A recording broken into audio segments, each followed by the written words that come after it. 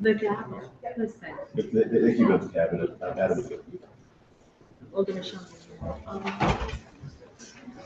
are you doing? How are you doing? Good, good. Yourself? All right. All right. We didn't manage to connect, but we will. Yeah, we will. It's been really busy. I know for all of us. How are you? Good, good. Good to see you. I went and voted 10 minutes after you sent that note to me about the voting.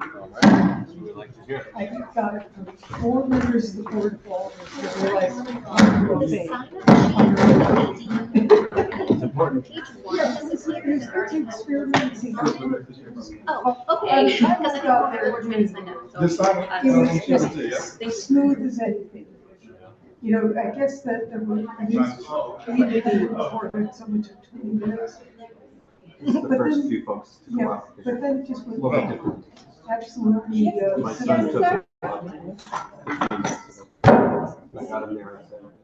Yeah. First time there? Yeah, it's just, I'm gonna be. Seconds are looking almost all. Oh, yeah. Is Misty around? She should be coming. Okay. I don't have time to.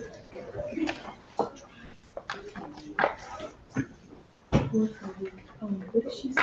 Just the first two. Where is she?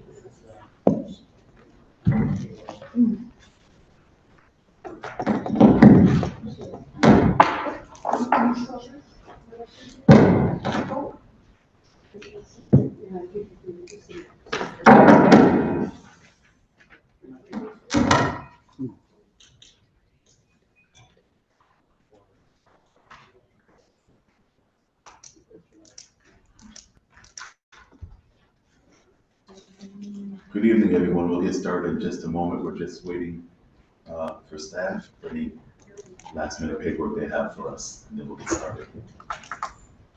I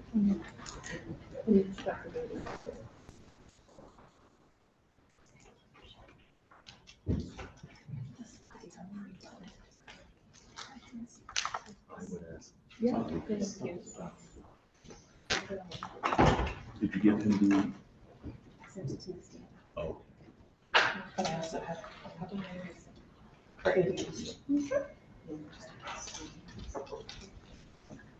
Prepared.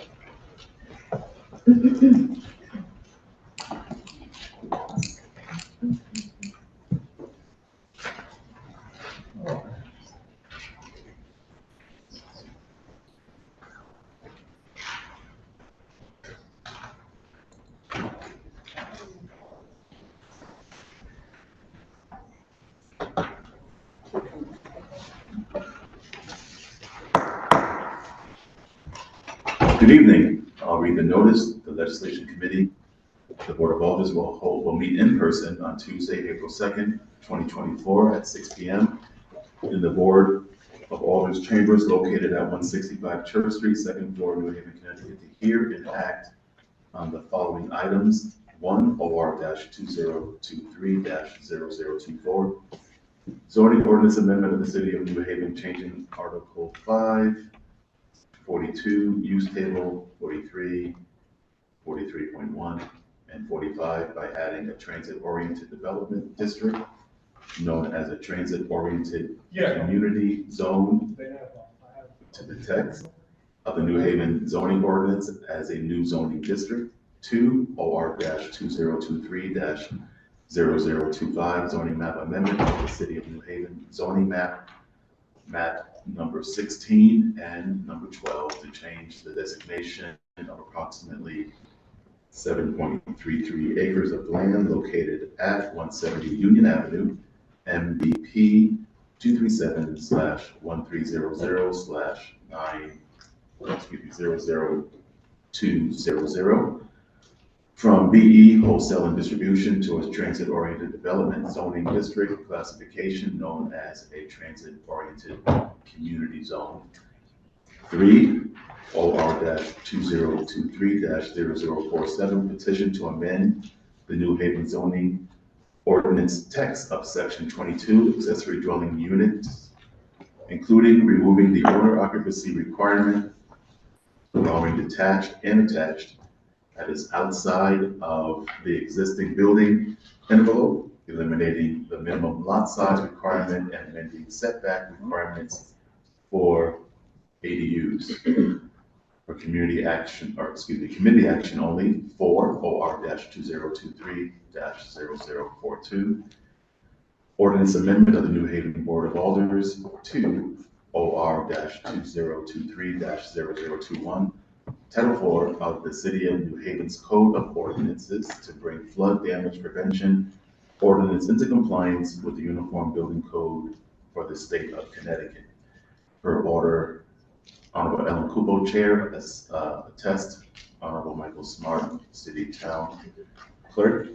These items are on file and available in the office of the City Clerk located 2 Warren Street, room 202, New Haven, Connecticut, 06510.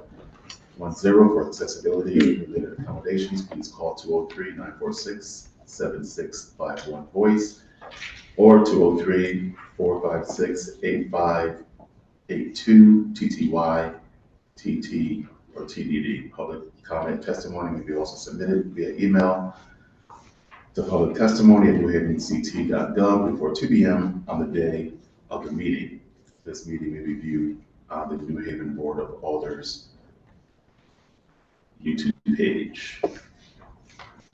Okay, welcome everyone. First, I'll ask the committee to introduce themselves, starting from my right.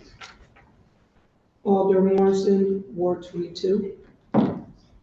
Alder Carmen Rodriguez, Ward 6. Alder Evelyn Rodriguez, Ward 4. Alder Eli Sabin, Ward 7. Alder Adam Marchand, Ward 25. And I'm Richard Furlow, Ward 27, Vice Chair, but chairing the committee this evening. Once again, welcome. I'll give some Alder Marchand instructions as it relates to our microphones. They should be pretty much set. We'll push them maybe a little closer. You can hear yourself, just speak into them. Try not to fidget with them, please, because they can get testy. And if you have not signed up and you wish to testify on any of the 3 items that I read, then there should be a sign-up sheet on that table. And when we get to the public part, then we'll call your name for testimony, and you will have 2 minutes to testify. Okay, we'll call the presenters for item 1, if you would come and give your name and address for the record.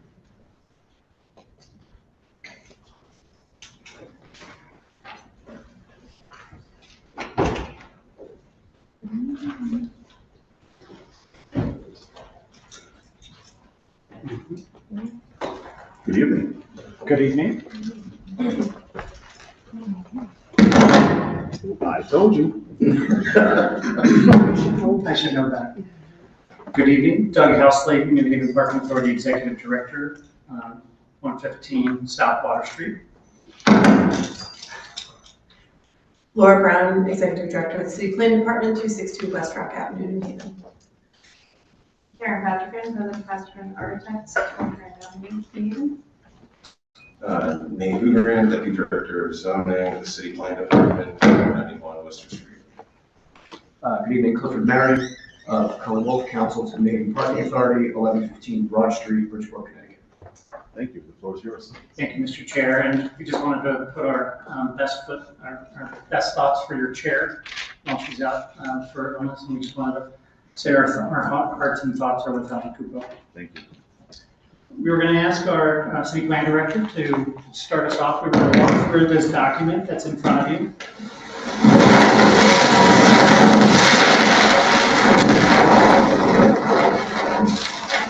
Stop.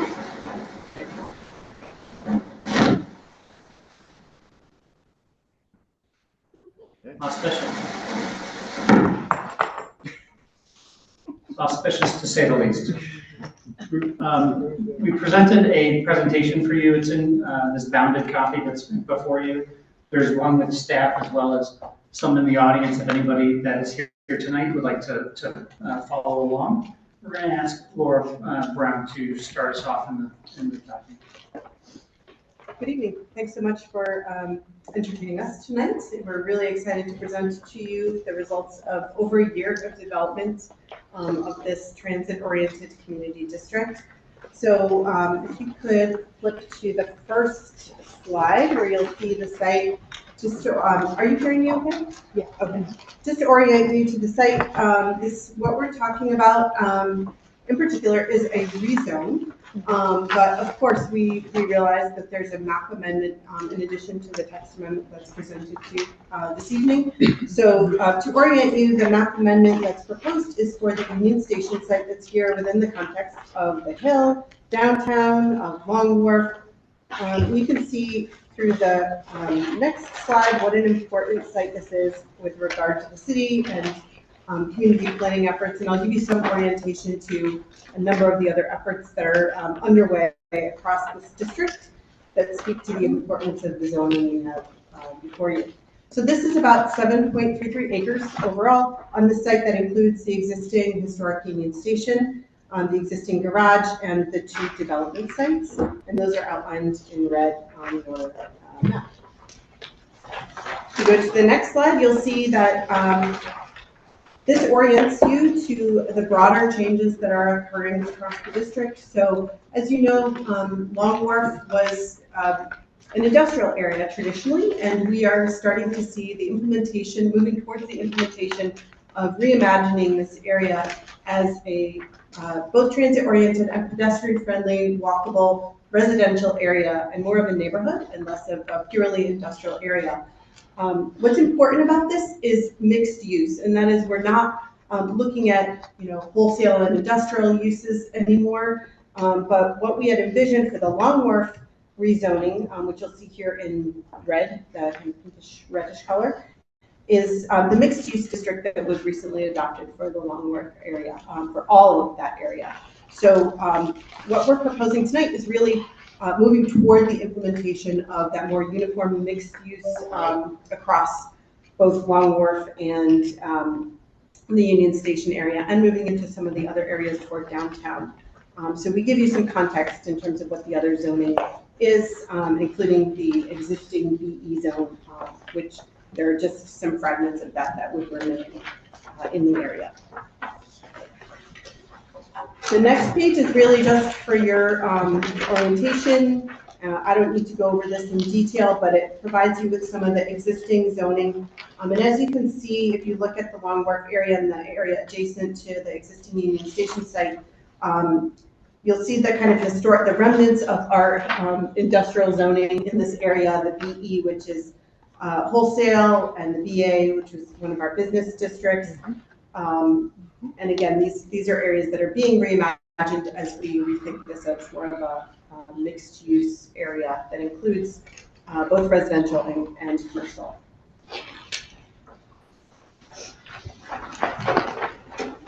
So again, this is just another map of the site to orient you to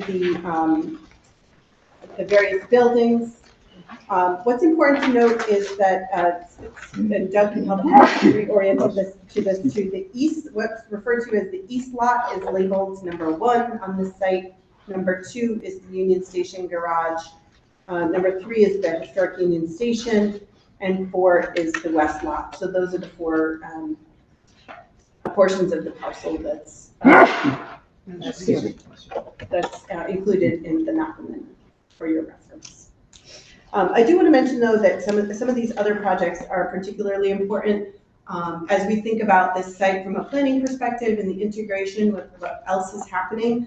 You can see, the Union Police Department's across the street, but we've got Robert T. Wolf Apartments that is part of the Union Square development and planning process, and the Towers redevelopment that's close by, in addition to the MU district that I mentioned. So these are all particularly important sites that are relevant for integration. So what is a transit-oriented community zone? So some have asked, how is this different from a TOD, which is what you might have heard of. And TOD is generally defined as a mixed-use community within an average 2,000-foot walking distance of a transit hub and a core commercial area. And these districts mix residential, retail, office, open space, and public uses in a walkable environment, providing convenience for residents, visitors, and employees to travel by foot, bicycle, or car. The TOD concept connects land use and transportation in an integrated development approach. And as you may know, the state of Connecticut has recognized the importance of these development districts as it continues to upgrade the commuter rail network in response to growth in rail ridership and the need to find alternatives to automobiles for a number of important reasons, including our response to climate change. And the state statutes define TOD as the development of residential, commercial, and employment within a half-mile walking distance of public transportation facilities. So the difference between a TOC and a TOD is really how we imagine it. And that is that the TOC is not just about high rises next to a train station and not just building up, but really thinking through what are some of the other elements of both the zoning and the way we design these facilities to be about the people that will use them. That is a transit-oriented community versus a transit-oriented development, which is just the zoning. I think we've included a number of elements in the zoning that really speak to that. It's something that's very important to me, that this is not just about high rises next to a train station. It's really about how people are going to use this and how will it be integrated. That said, the zoning is one piece of that. The design of the building that will come in future phases will be a piece of it. The planning efforts that are eminent as part of the Union Square development, as part of the comprehensive planning process, are all pieces of it as well. And we need to keep that in mind. What is our bigger vision here? It is for a transit-oriented community and not just high rises. So you'll see some benefits of the transit-oriented community overview here, including what we're seeing on the right-hand side of this colorful diagram here, that it really does envision mixed use. And some of the best practices across the country in terms of TOC districts, mixed use is particularly important, pedestrian-friendly design, a compact development style, so not including surface parking, but structured parking, reducing parking to only what is needed, what the market will bear as much as possible, and that design is particularly relevant as well. So a couple of other key elements. This proposed area for the map amendment is within the strong market of the inclusionary zoning ordinance. So 5% of all units, of course, is envisioned to be greater than 10 units, and 5% of all the dwelling units that would be envisioned here would need to be inclusionary zoning affordable units. On to the next page. As I mentioned, it will be very important for us to keep in mind how this zone interacts with existing planning efforts. And it's actually a really great time for this to happen because we are, as you know, within the early stages of the Vision 2034 Comprehensive Plan update. And so that's an important step. We are also, implementing portions of the Hill to Downtown Plan that were previously envisioned, and the Longworth Responsible Growth Plan, all of these being implementation steps. So this part of that, and then also what's not mentioned here is the Union Square planning effort that's underway, which will be completed by fall of next year. But the implementation of that, these are sort of puzzle pieces that all fit together. It would be ideal to do an area master plan that envisioned them all to happen at the same time, but it's important that we keep this in mind as future planning efforts are unrolled. So we've got the Hill to Downtown Plan here, just a little bit of background on what was envisioned there. That being pedestrian-friendly and diverse community with the focal point of newly established public green space And that did also anticipate the change in zoning for Union Station within the plan, higher density.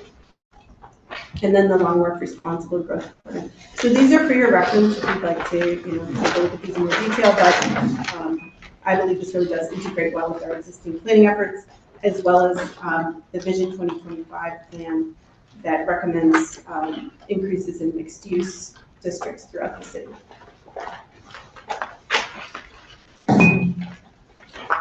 So with that, I believe I'll turn it over to Karen. Thanks so much. Thank you, and I'll intercept a little bit and tee up Karen. Just talking through the project, how it relates, and just to orient us into the site itself. So we're looking at a slide called Site and Existing Buildings, and what the zoning map that's been submitted covers is all of the Union Station campus, which includes the West Lot multimodal hub, the existing Union Station historic train station, the existing garage, as well as the East Lot development, which is scheduled to be released for an RFQ in the coming months. I'll ask Karen to talk through what the Union Station zoning study was and how it helped inform us in our the zoning we submitted to the Board of Alderers. And would you like to ask I'm sorry, Mr. Chair. Yes, thank you. We have another person who's joined us. If you can give us your name and address for the record. Consumer Assistant Corporation Counsel, 507 Central Avenue. It's good to have you. And I failed to mention in the beginning, my apologies. President Walker Myers is with us this evening, as well as Alder Caroline Smith. Thank you for joining us.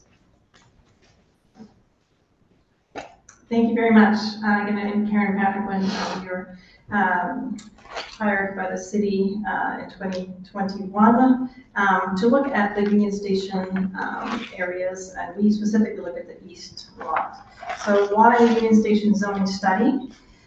Again, it was conducted by the Union Station Partnership beginning in fall of 2021. The study helped to envision what was feasible on Union Station's campus. So we looked at a number of different program types, building occupancies. It provided input for zoning decisions with the intention of aligning zoning with the objectives of the working groups of the Union Station Partnership and with the needs of the community. It was imperative to address zoning issues prior to issuing a request for proposals, qualifications that Doug mentioned. So just to give you an example, we looked at conference, retail, office, hotel, and residential at the time. Last time we were at a hearing, there were some questions that were not necessarily related to zoning, but we thought we would address them just for the record. The next two slides address those issues. These are issues that are building issues and that are particular sensitivity around a building that is, excuse me, designed and built by a railway. So specifically noise pollution, some noise levels here that show that the levels are very similar to other traffic in general.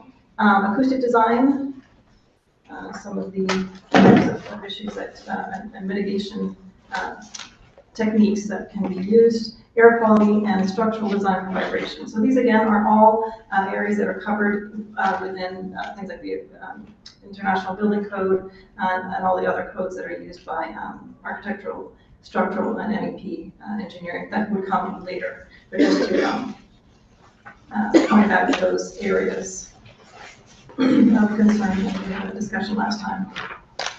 The next slide actually shows then the plan that we looked at as an idea.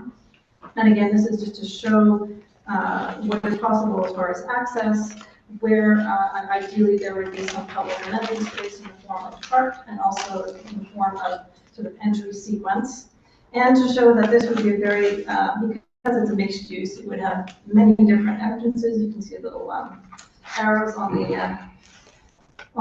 entrances for various uses. So we are recommending that there are mixed uses at the street levels, especially. So here we are showing retail and possibly restaurants, and also lobbies for the various uses on the floors above.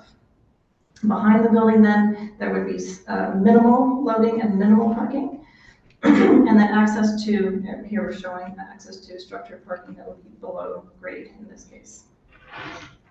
We're also showing the results of a road diet that was done separately, and we know it's not, also again, not part of this, but that we certainly encourage that as well. That would really help with the navigability, the pedestrian friendliness of the area.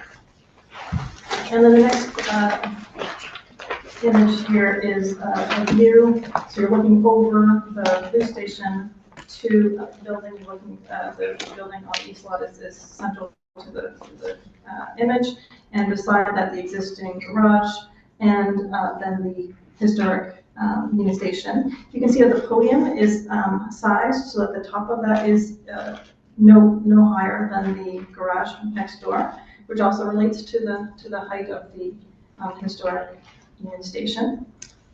And then here we're also recommending extra FAR points for photovoltaics or other sustainability measures. So park or public plaza and sustainability measures are additional points or incentives. And then finally, the next image shows just the other view.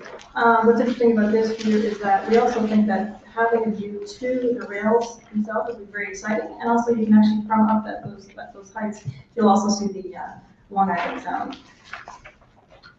So thank you very much. Thank you, Karen, and thank you, committee members. And the purpose of the study, again, was to help us better inform the work we were doing with regards to submitting this text zone that's before you tonight. Now we'll dive into some of the text zone actual amendments and talk through what's actually been submitted in front of you. So just again, to orient us in the site, we passed the next red slide. We're on the site and existing building slide. And again, just to ground us in what we're talking about really is what the zoning is really imperative for is whether or not any development happens on the surface parking lots that is owned by someone that is not the state of Connecticut. And so what we've been working towards is the East Lot Development RFQ, a request for qualifications and a request for proposal process. And that's in joint partnership with the Connecticut DOT as well as, of course, the City of New Haven and the Union Station Partnership. So how is our TOC different than other zones? If you go to the next slide, the transit-oriented community slide. This is a special zone that's really envisioned to be proximate to transit and proximate to alternative forms of transportation, not just vehicles. So some of the elements of our zone include, they help facilitate the economic growth of the region, this site as well as the site across the street and other properties in the area. Some of the most important sites in the development of New Haven, but also in the state of Connecticut. So we're trying our best to balance also our community needs as well as the needs of the state of Connecticut and the opportunities for encouraging mixed use and as well additional green space and really trying to make a great development for what should be a signature project in the city of New Haven. So some of our TOC elements, we'll talk through some of the details, but they really try together as a package, try and reduce vehicular use and encourage more walking and pedestrians and taking the bus and taking the train. Obviously, it's right next to a train station. So where else are we seeing construction near train stations? We're seeing it in a lot of our major cities around the country. Just today, I want to thank our friends at Martin New Haven for helping us get in a publishing, we were listed amongst the 30 best train stations in the country. So other train stations that were listed, some of them are included in your packet: Washington, D.C. Union Station, Penn Station, Philadelphia 30th Street Station as well. And what you're seeing around the country is an opportunity to reimagine and repopulate train station districts. If you've been to Union Station, D.C., in the back, the part you never see is where all of the tracks are. That's being built over, platformed over, and you're seeing a large development happening all around with an air rights development, they're calling it. And what's interesting about that one, of course, is somehow the U.S. Congress gets to approve the plan at Union Station, D.C. just imagine. The next one, 30th Street Station in Philadelphia. This is the second time in the last 2 decades that 30th Street is being renovated and reimagined. The last time really imagined the outside spaces and renovated the exterior. Now what 30th Street Station is doing is partnering with neighboring developments and bringing additional retail and additional office and housing near their station. 30th Street Station is incredibly busy. It's owned and operated by Amtrak, so it's a little bit different than ours, which is owned by the state of Connecticut and operated by the city of New Haven and the state of Connecticut in a partnership. But you're seeing a big revitalization or a big resurgence in development around train stations nationwide. And frankly, it's because trains are great. And taking the train is terrific, and it's a great way to be linking up our entire Northeast corridor between Boston and DC. So drilling into some of the key elements of this zone and how it's different than others, I'm on a slide called TOC Key Zoning Amendments, Maximum FAR Density. So the big difference here is that we've recommended a higher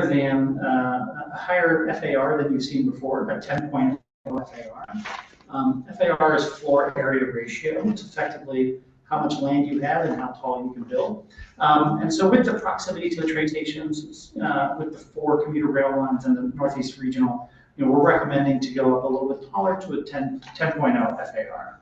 On the next slide, which is called FAR Precedents in New Haven, you'll see a number of buildings you might recognize in the downtown, what their FARs, what their existing FAR is, and how that might relate to Union Station's development project. One of the largest FARs in the city is actually the building, this campus that we're sitting in, the 157 Church Street campus. This was all renovated together, including the renovations. This whole government plaza was all done in the 80s. But that FAR is over 20, interestingly enough. So passing on that to a key zoning amendment of setbacks.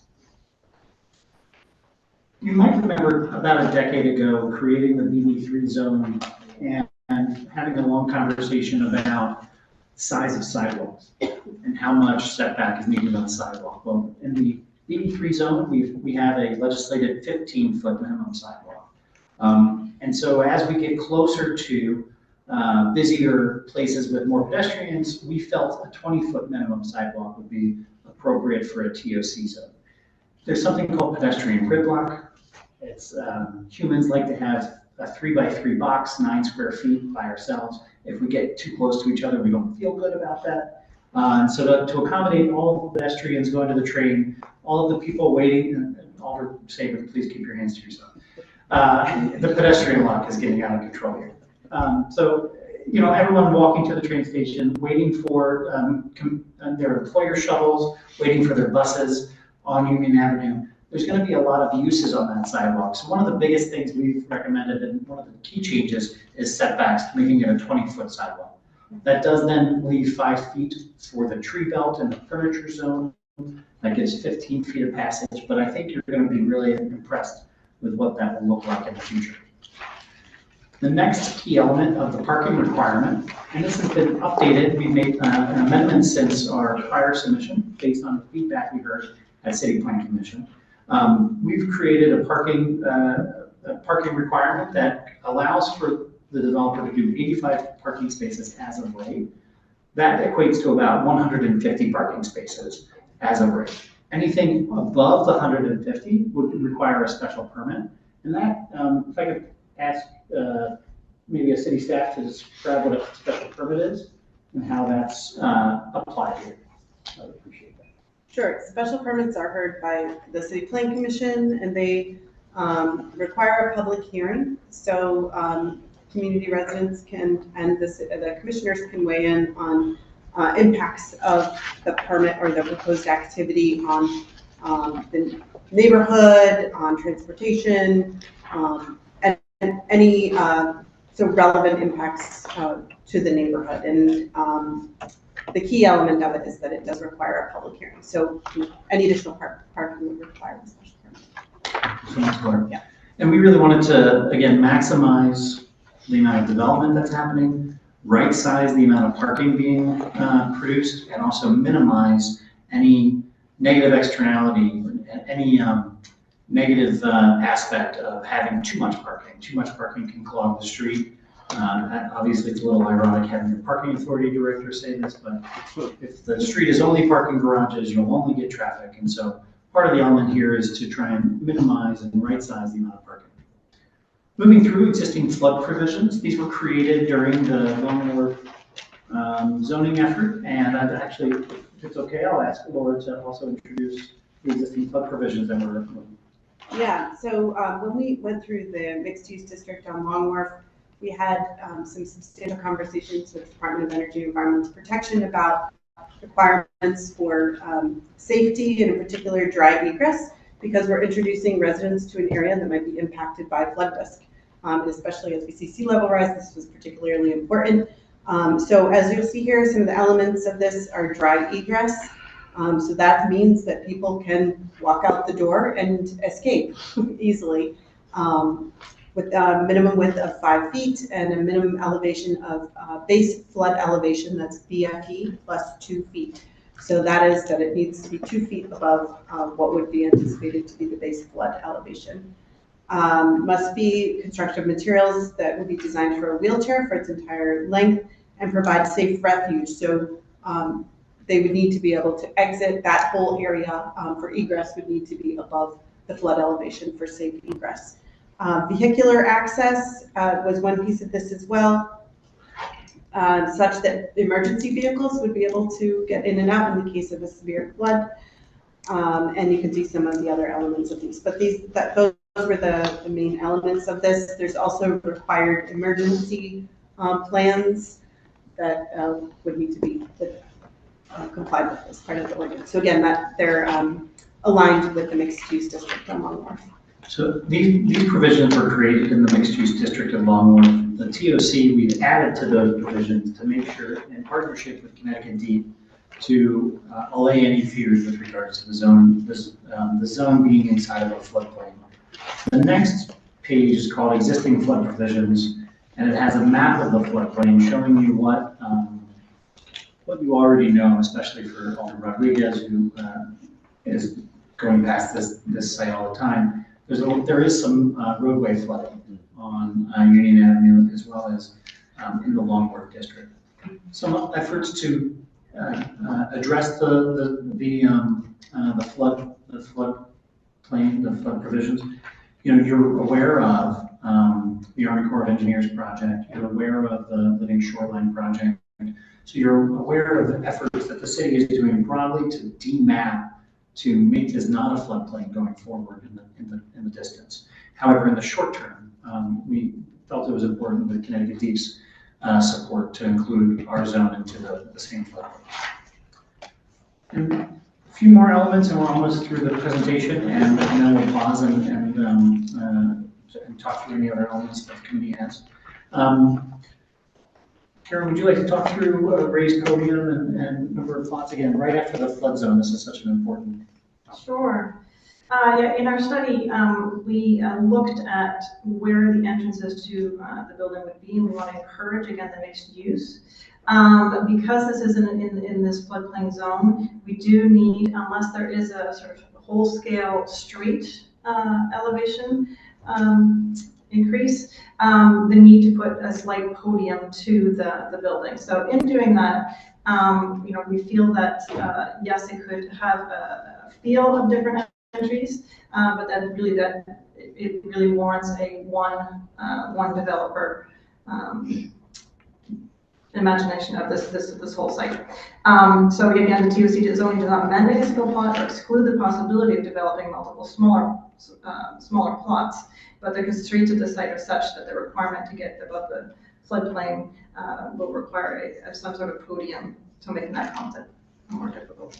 And that's not necessarily a zoning element, just more of a, again, in our planning efforts, we want to bring that to your attention. How do we solve the floodplain issue?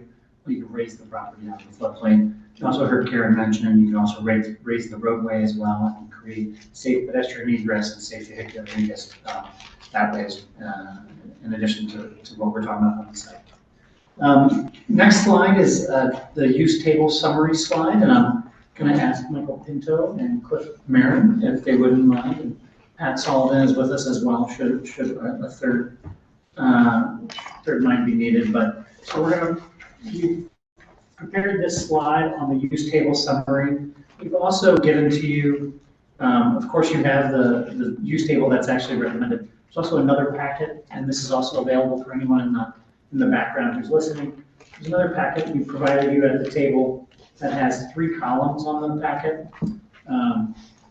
And we provided this to help, since the City Plan Commission, the team gathered together and made some changes to realign the TOC, the mixed-use Long Wharf zone, and the BB3 zone a little bit, sharpened our pencils and went back to the drawing board to make sure that we had it right.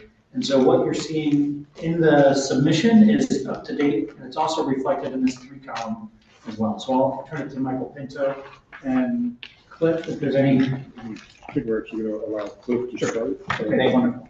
Yes, thank you, Doug. So just to begin, so originally when we started working on this project back in September, October of 2022, we used and utilized the BD3 as essentially a template to go off from, to imagine the TOC zone and to what would make sense in terms of a transit-oriented district. Since the MU has come in front of the Board of Alders and has now been essentially codified, and following the CPC meeting, as Doug just indicated, we updated and utilized the MU use table in order to conform the use table that you have in front of you to really what would make sense in terms of transportation. So in particular, there are some updates to it in terms of what would make sense for such a multimodal station. We would want to have items such as a conference center or an event center to make New Haven more of a hub in between that Washington, D.C. to New York, Boston corridor. To have the ability to bring events and bring transportation, align with transportation to us. And I know Attorney Pinto and I were speaking about that further, and I know, Mike, if you want to add to that as well.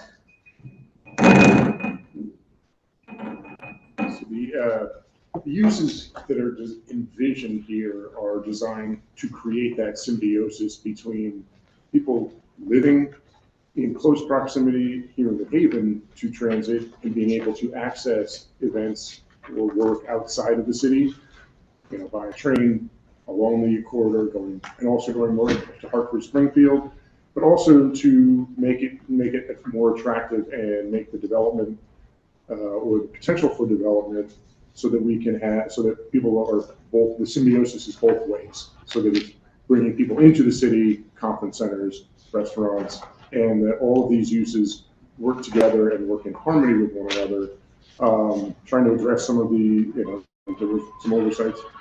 We don't need to meet Acme District here, but the idea is trying to get much higher and compact density in close proximity to our, one of the country's finest rail stations, and so and also provide for additional residential uses, but then also the mixed use where we're live, work, and other event opportunities are all in close proximity.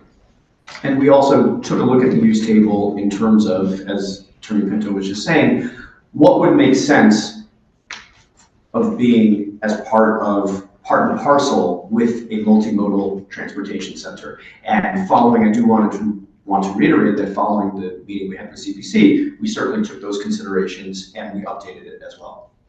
So we'd be happy to go through any during the question and answer portion, but for now, why don't we move on to talk through a little bit about the outreach, what we've been doing for the last, as you heard, 2 to 3 years. Just some images capturing our November outreach event at the Canal Dock Boathouse, as well as our February working group down at 49 Union Avenue. We were fortunate to have residents at 49 Union participate and continue to participate in the process.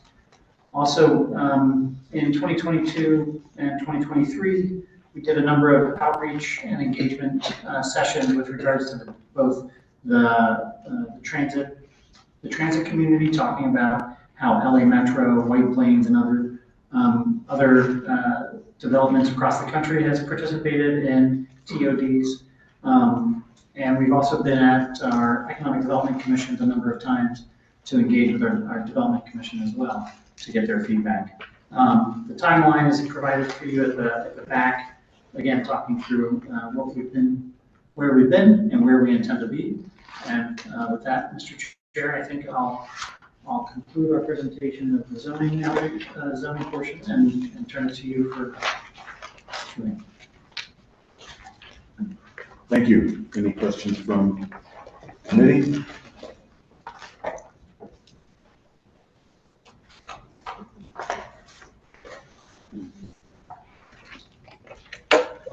I'll wait a few seconds. Okay, I'll start with Alder Marchand.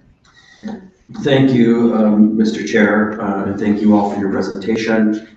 This is my second opportunity to hear this information since I serve on the City Plan Commission, and I'm grateful especially for the information around the noise and vibrations, because that was an issue that I raised then at that meeting, and that will be where I start.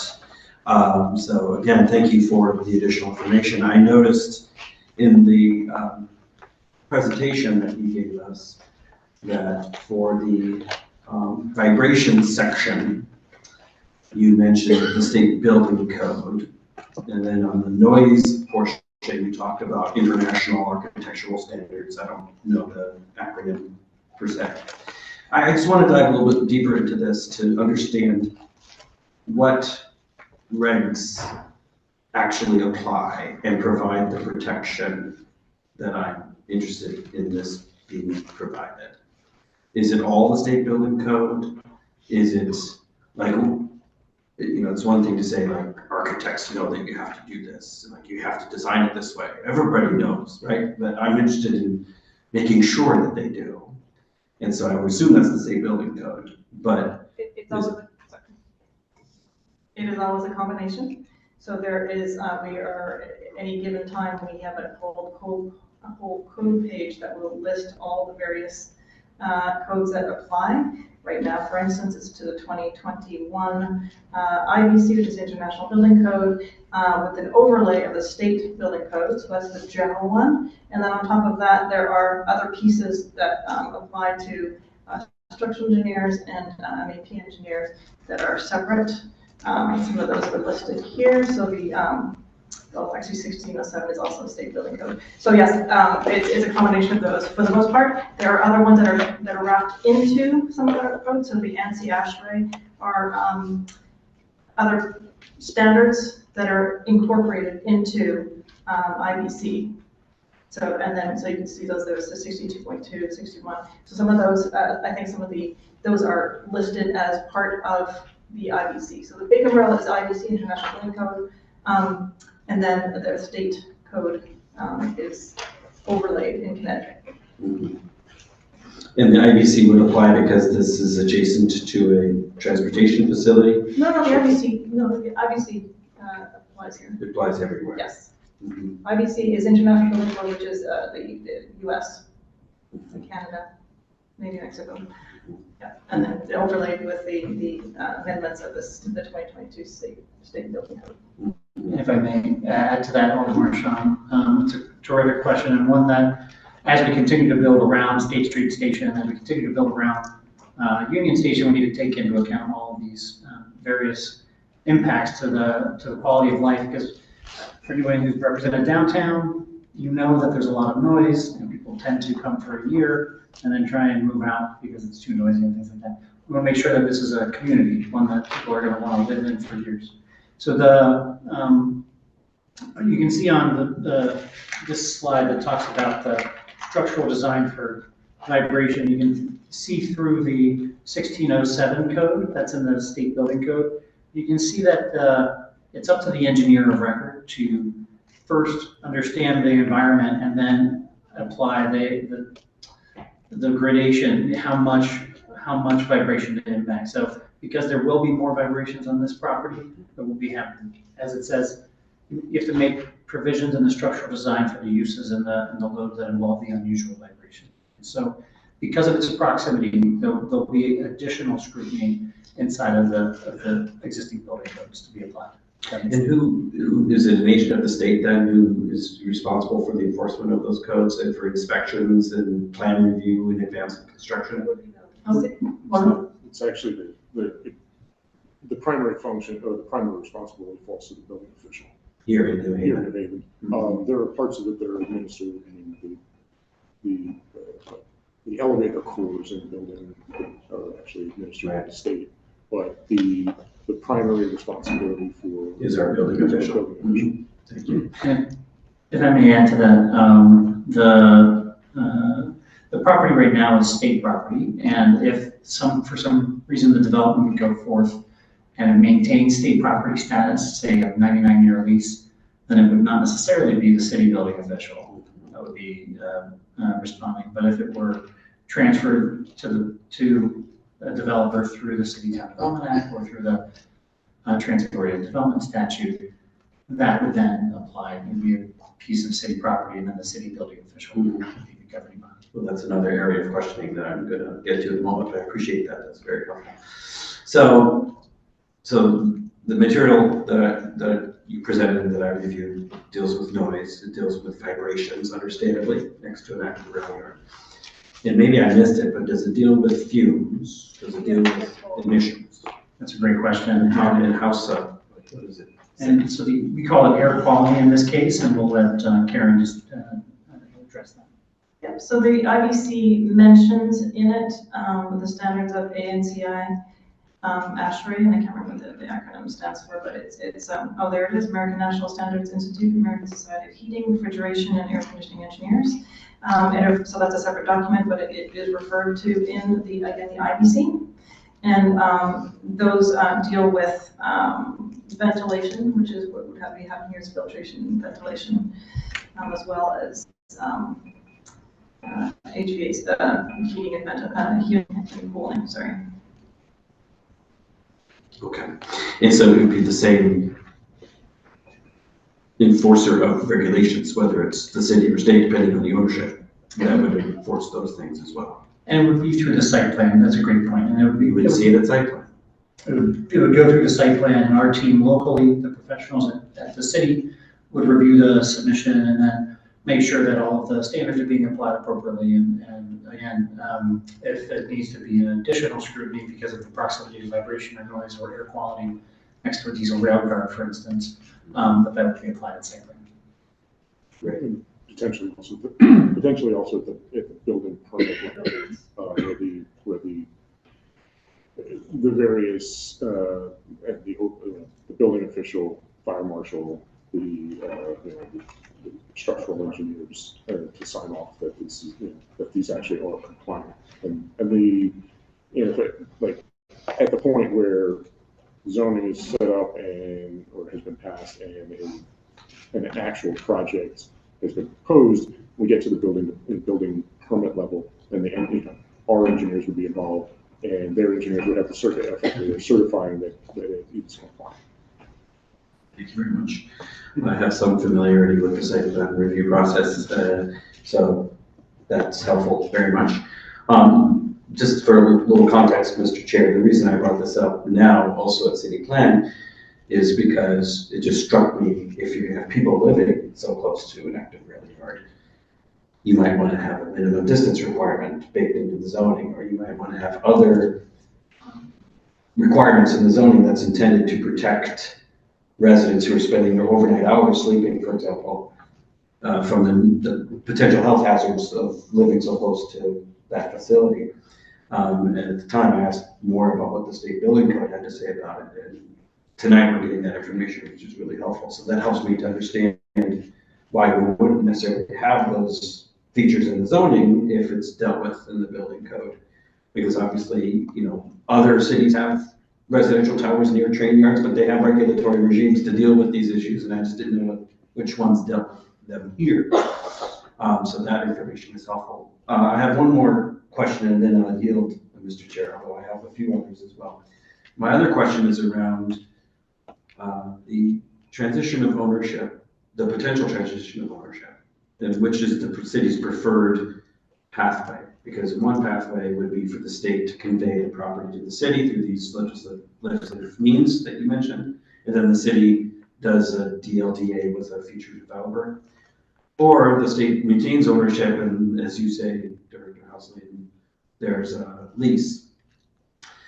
The former one gives a lot of ability for the city to include other requirements.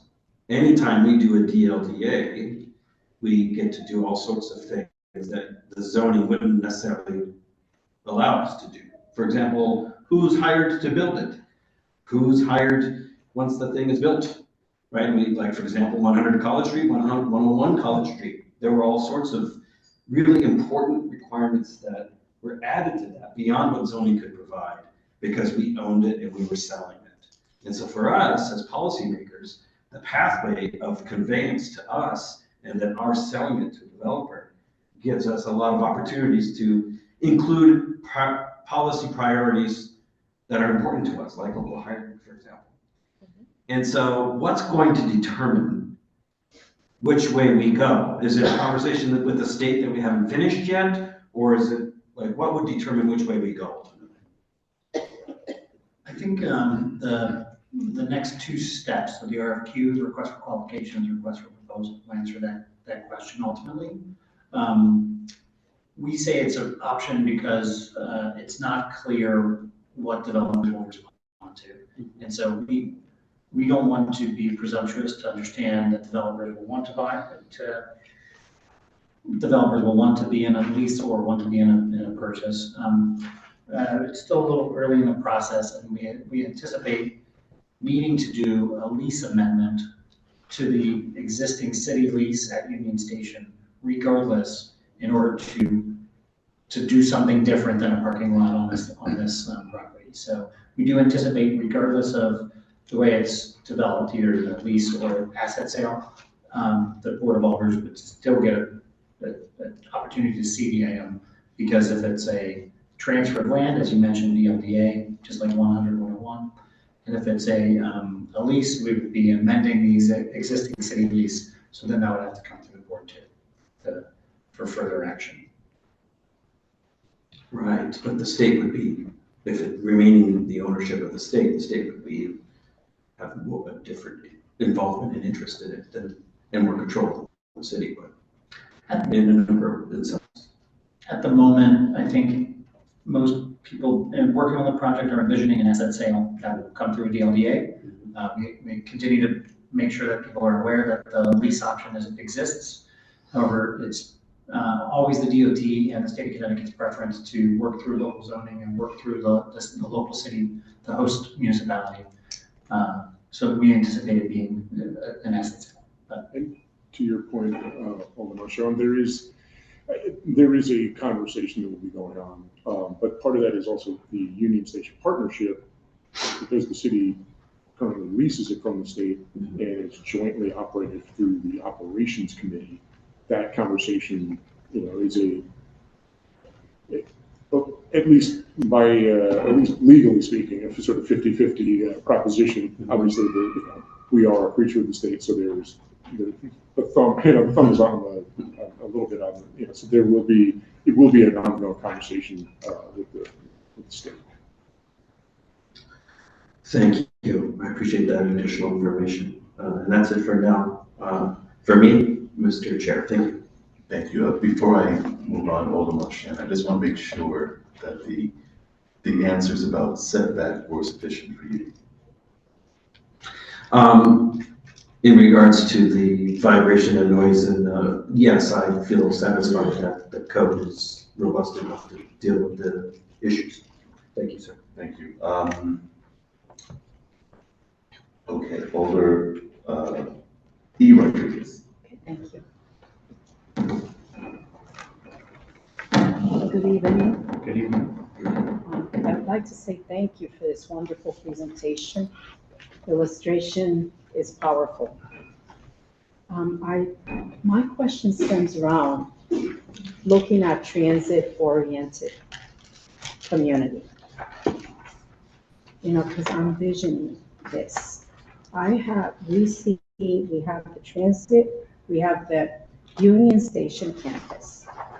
Then we have the Tower One families, and we have the Church Street families that are coming, okay? And we have the Hill to Downtown.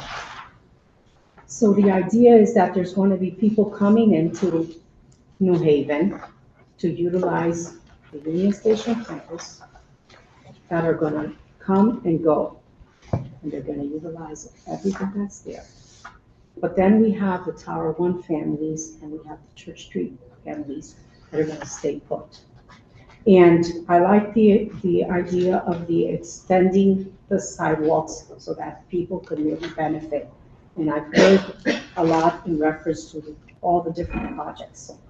I just want to see if you can just tell me exactly, are you building the communication so that Tower One, so that Church Street South and upcoming project are all taking into consideration what my colleague has just mentioned about noise levels and all of that stuff. So these people that are literally living there and going to stay there can truly benefit about transit-oriented community. That's a terrific question, and just as a reminder, Ward 6 has a number of neighbors that are neighboring our rail yard already, people that are living on Greenwich Avenue, on Spring Street, and 10 Liberties around the corner. We've recently heard about 10 Liberty coming back into the fold for a residential complex. Really to build the community, all of these projects need to be working together, and the towers at Union Square have their own zoning in place, the PDD that exists already. The Hill to Downtown plan was a tremendous plan that took years in the making and continues to be paying off in the program that's being developed, so the housing that's being constructed around Church Street South, the roadway, both sides of Church Street South. For those projects, just similar answer to Alderman Marchand's question, which those projects will also be under their own project timeline, but also design and their own engineering to make sure that those standards are applied as well. And for us on our side of the street, we're really thinking about how do we welcome residents from across the street into the building? How do we have jobs for our neighbors in the building? How do we have various retail amenities and services in the buildings on Union Station campus that can help that helps service residents and travelers alike? You might be familiar with when there was a small store, a small corner store across the street from the train station. A lot of the residents in 49 Union missed that corner store, missed that shop as a place that they could buy one or two items and things along those lines. So when we talk to our residents, we hear about they want the ability to be able to go in to the building. They want to be able to partake in the retail. They want to be able to shop there. They also want to be able to work there. And they want to be able to visit there and have their neighbors from across Connecticut visit them there. I hope that, did that answer? That helps. I just wanted to visualize the actual impact of it. Thank you, Mr. Chair. Thank you, Alder Rodriguez. Alder Saban. Thank you, Mr. Chair. Thank you for the the presentation. I just had a question about the setbacks, the 20-foot setbacks for the sidewalks. I'm looking at the slide of the presentation where it's described, and want to make sure I understand the vision. I guess we have existing sidewalks on Union Avenue, obviously, and so I'm wondering if you could explain if the property line, if the, as it says here, if the idea is that there's 20 feet of unobstructed land between the street, the curb of the street, and the building wall, how do we get more sidewalk in that space, given that that is private property, or it would be sold to a developer? So my understanding maybe that would be something that would be required in RFQ for the developer to do that, but if you could explain that, would be helpful. Two ways that we can achieve this. One is on the developer side of the property line, one is on the public side of the property line.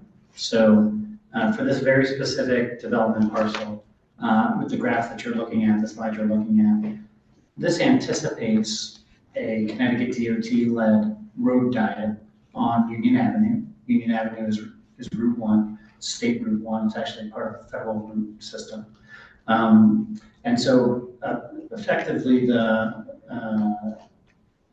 plan is to push the sidewalk out into the roadway and go from 4 travel lanes to 3 travel lanes. And if you notice what I did with my finger, take 4 and smash the 2 together into a turn lane. So you actually get better capacity. It's strange. You actually get more capacity on Union Avenue in the future condition. The Connecticut DOT has a project where they're planning this, they're working towards this, and so the answer on the east lot is you could either do it on the development side of the project, or you could add sidewalk on the public sidewalk, on the public right-of-way side. We're anticipating that the sidewalk will be added on the public right-of-way side. Okay, so if it was on the public right-of-way side, then what would be the need for the 20-foot setback on the private side? Or it would be irrelevant because there would already be a 20-foot setback. It would be a non-issue, I think, is the short version, assuming that would go forth. Yeah, I think it also serves the purpose of the broader goals of the TOC, which is creating amenity space for the public. So yeah, it's not the minimum, but it creates that public space for benches and socializing. That's really a key component of the Okay, understood. I guess maybe part of this, my confusion is it seems like this definition of setback is maybe slightly different from what we usually use, where this is from the property line to the curb of the street rather than from the building to the curb of the street rather than the building to the property line, right? There are a number of setbacks, including also podium setbacks Right. that are defined in the zoning code as well. So I apologize for the confusion. Yeah, no problem.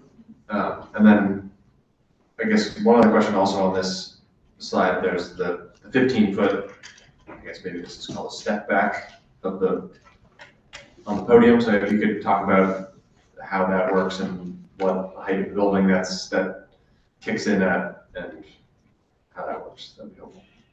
Yeah, I think I'll frame the conversation and turn it over to Laura. And just a lot of what the building will look like will also be defined in the RFQ and RFP phases.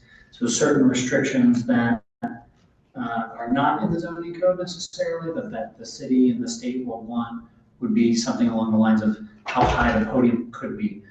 Karen mentioned that we've always contemplated, and through our planning study, we've all contemplated that the podium would not be taller than the garage next to it, which is roughly the same size as Union Station. It gives some sort of dimensionality to the street. So it also gives, take into, for example, like Audubon Street, where along Audubon Street between Orange and State, the facade of the building is only, say, 5 or 6 feet off of the sidewalk, but then it's stepped back, so you have that. In effect, the design regulations here would be to keep from the street perspective, something at the basic height feeling of the perception of the height of the existing Union Station, and then step back if there were, to go higher.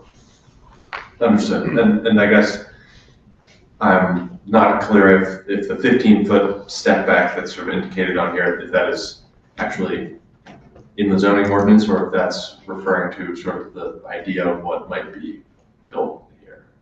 It is already in the BE, I believe, right? It is. And it would remain in the TOC zone. Okay. We will double check, but yes, our answer right now is yes. Okay. Thank you. And again, the reason for that, as Mr. Pinto mentioned, was to create this, your podium versus the tower, and to create that human element. Yep. One more question, Mr. Chair. This is a separate question that you may not have the answer to, but I know that last year the state legislature passed a law establishing a program for housing growth zones, which basically creates a funding stream that would be available to cities or towns that change zoning in downtown areas or near transit. And it seems like the effort that the city and parking authority are undertaking together would potentially qualify as a housing growth zone. Seems that's the goal. And it's obviously next to transit. And we're certainly in the business of seeking out all available funding, particularly for affordable housing, which I think the Housing Growth Zone Fund that is available is for. So I think it would be, I guess I'm wondering if that's something that we've contemplated, whether that's on our radar, if we are aware of the process that we could go through to sort of make this count as a housing growth zone to make us eligible for state funding through this program. Okay, thank you. That's a great question. I have not yet heard of the housing growth zone, and so we're going to have to get back to you broadly. But the state and city are packaging up all of the potential incentive packages, as of right incentives, plus potential bonus packages that are incentivizing for developers. So in the RFQ and RFP, those will be outlined as far as what's out there, and we'll get back to you specifically on the housing growth zone fund. Great, thank you, appreciate it. Thank you, Mr. Chair. Thank you. Any other questions from committee members? Alderman Moshan? Thank you, Mr. Chair. This is fun. Zoning stuff is fun. But it's a lot of details. And I wanted to ask a couple, I think they're quick. One is it seems to me, just looking at the information in the packet, that this proposed new zone incorporates most, if not all, of the features of the special flood zone protections that are in the mixed-use zone that we recently passed. But I just want to confirm that. Is it just basically a cut and paste, or were some adaptations or amendments made? It's a cut and paste, and we added the letter TOC into the broader zone. So we included our zone into the existing. All those protective measures are incorporated in Yes, this sir. draft. Okay, thank you very much. I appreciate it. Could you just say a little bit more about the parking and the 85 spaces? I raised that. I understand that if you're allowing a potentially dense development, you could be talking about a lot of units or a lot of rooms, if it's a hotel, for example. So you need to have some parking. But there's a lot of parking in the area, next door, across the street. I don't know as much as Director Houseladen does about how busy those garages are. I'm assuming they're pretty busy, pretty full. But I just want to know more, like, what information do you use to come up with a decision about 85 spaces as of right, as opposed to 45 or 105? If I may clarify, it's actually 85 spaces per acre. Per acre. So which is. That makes a difference. Which Great is, point. on what would qualify as the east lot, it's a give or take 150 spaces as of right. Then the special permit would also kick in. Part of it would be that special permit process would allow a proposed development to justify why they would need to have more parking. Could you just set that mic in front of you, so? Sorry. So as I was saying, it's 85 spaces per acre, which if in the remapping, the east lot would account for approximately 150 spaces.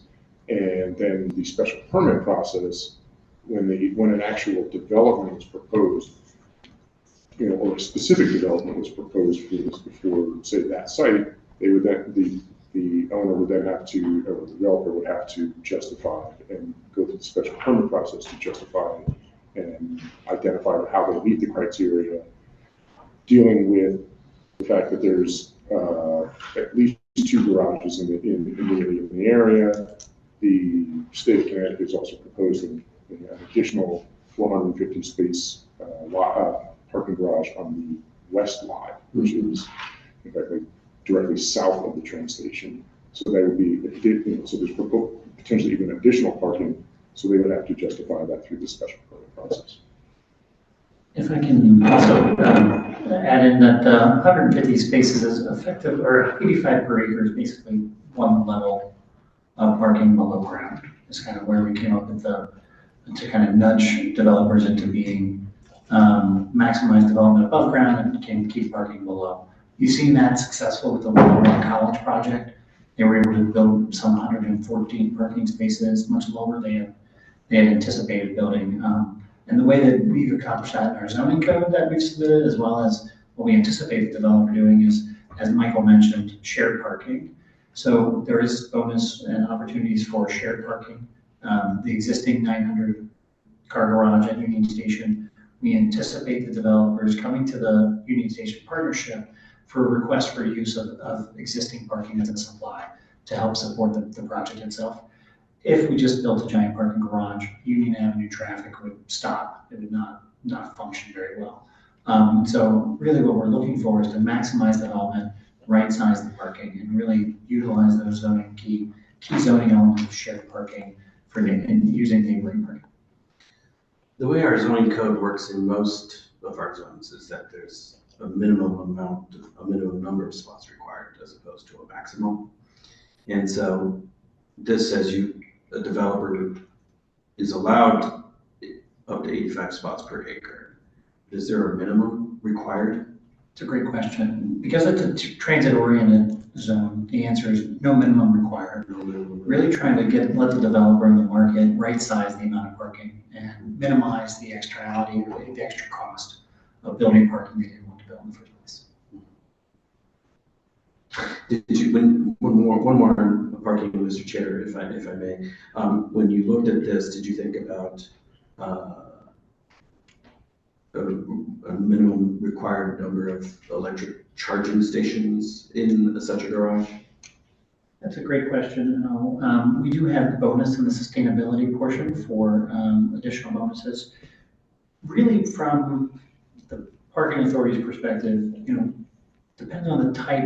You don't want to necessarily mandate a bunch of electric vehicle charging for level 3 when people really need level 1 or level 2. So we would, in addition, over and above the sustainability bonuses, we left out the electric vehicle because we really think the special permit will cover that process, because we do have the ability at the special permit to say, yeah, you probably need some more level 1 chargers, or you need more level 2 chargers. If this is only going to be a short-term parking place, we would only recommend level 3 to make sure it's actually being utilized and fast. I hope that answers that. Yes, it's helpful information. I'm just, it just occurs to me that as we update our zoning code and we start building new zones, that there are certain issues that didn't used to be consideration that are now considerations that we should think about, such as people drive electric vehicles now, whereas 20 years ago they didn't. So that's just a thought. Mr. Chair, I have more questions, but I also know that we have a public hearing, so I'm happy to hold those questions until after the public testifies, if that pleases the chair. I think your questions are important, Alderman Marchand. I'd like to continue if you. Okay. Well, thank you very much, Mr. Chair. And there's really there are 2 areas. One is around this use table. And by the way, I just want to say thank you for this presentation and for the large format and the large font. We're grateful for that and the big pictures. One tip, page numbers. Page numbers. Laura was requesting it, and we Page numbers. So this is like the 8th or 9th page from the end, but it's the one that says TOC use table summary, which is a selection of certain uses. It's not the full table, obviously. That's in our packet. And I'm trying to understand the residential uses language, and I'm not. And I read this kind of stuff all the time, so I just want you to walk me through it. What does it actually say? So one of the key elements of the TOC for residential uses is going to be minimum floor,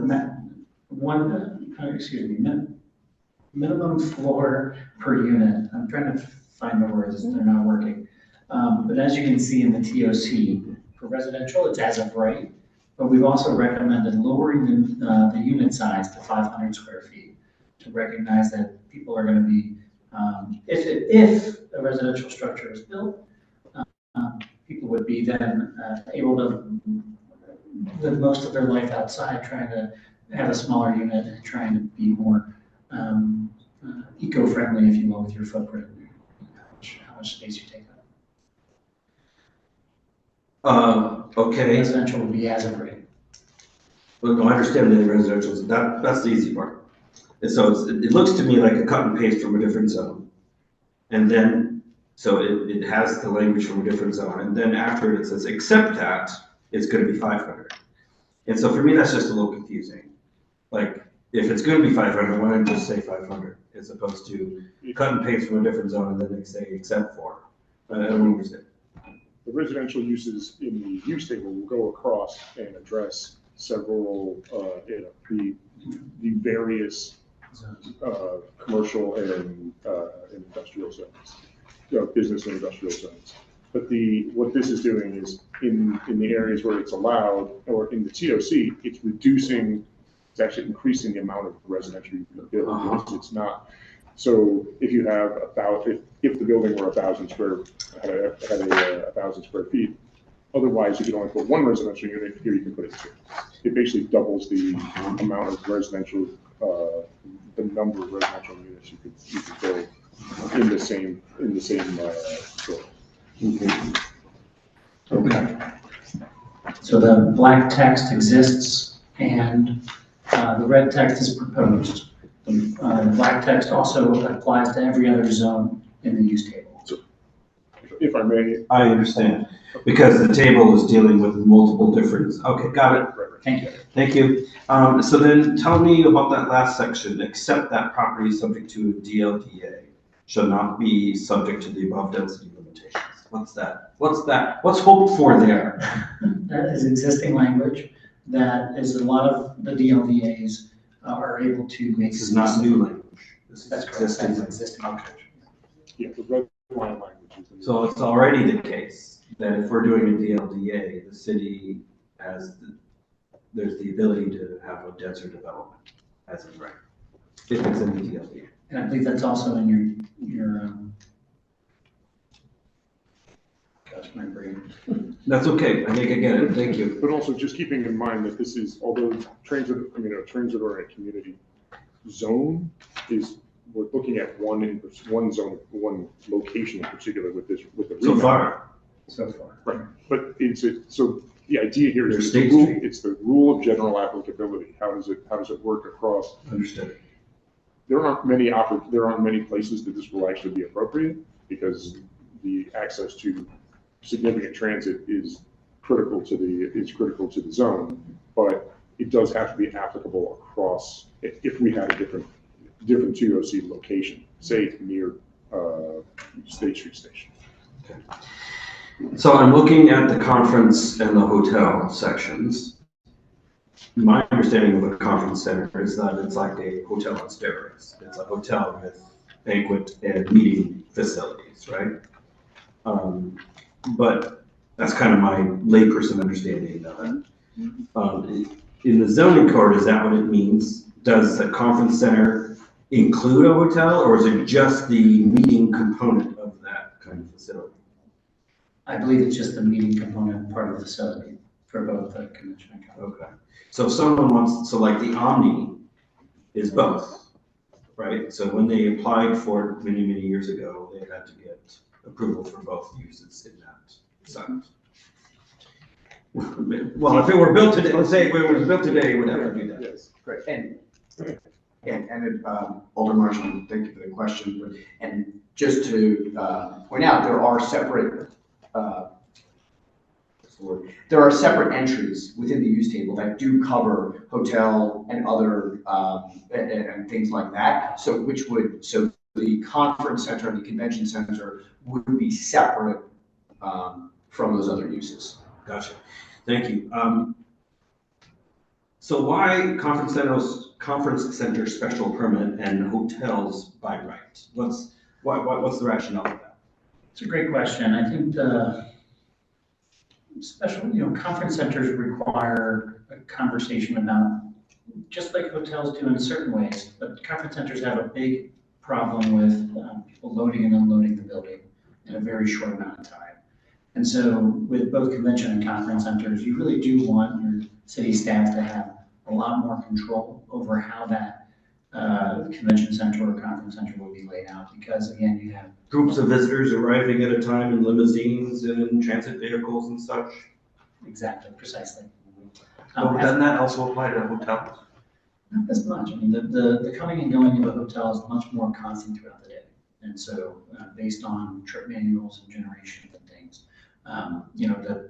the way that a hotel loads and unloads is not as demanding as a convention or conference center. Interesting. As I read the actual information in our packet, I saw in the business and miscellaneous personal and public services section, event center as of right, and government something or other as of right. And so I wanted to know what the event center is, and is it different than a conference center? Because here conference center is special permit, but in here's the event center is as of right. So what is it? Okay, it's page 13 of 21, page 98 of our packet. Section Q, business and miscellaneous personal and public services. Event center as of right, government building or facility as of right.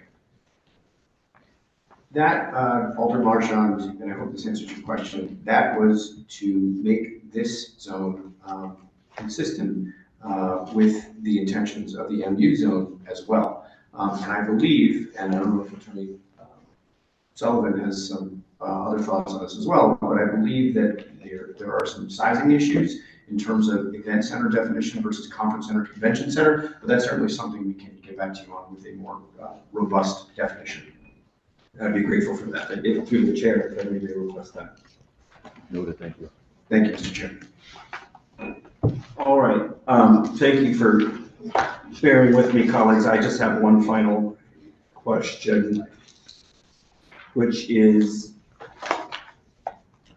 I understand, and I see in our packet that there's further changes that you would like made to your proposal before it's enacted, should it be enacted.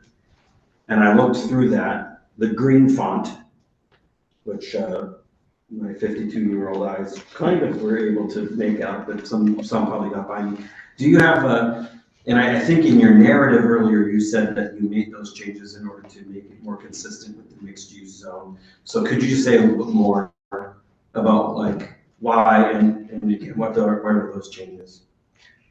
I just want to note that the green font that you see in the use table, I believe, are the items that were added as part of the mixed use district. So the changes that were made between the submission to the City Planning Commission and what you see before you are the red lines. They're actually modified. Okay. But the green items in the use table were intended to update the use table.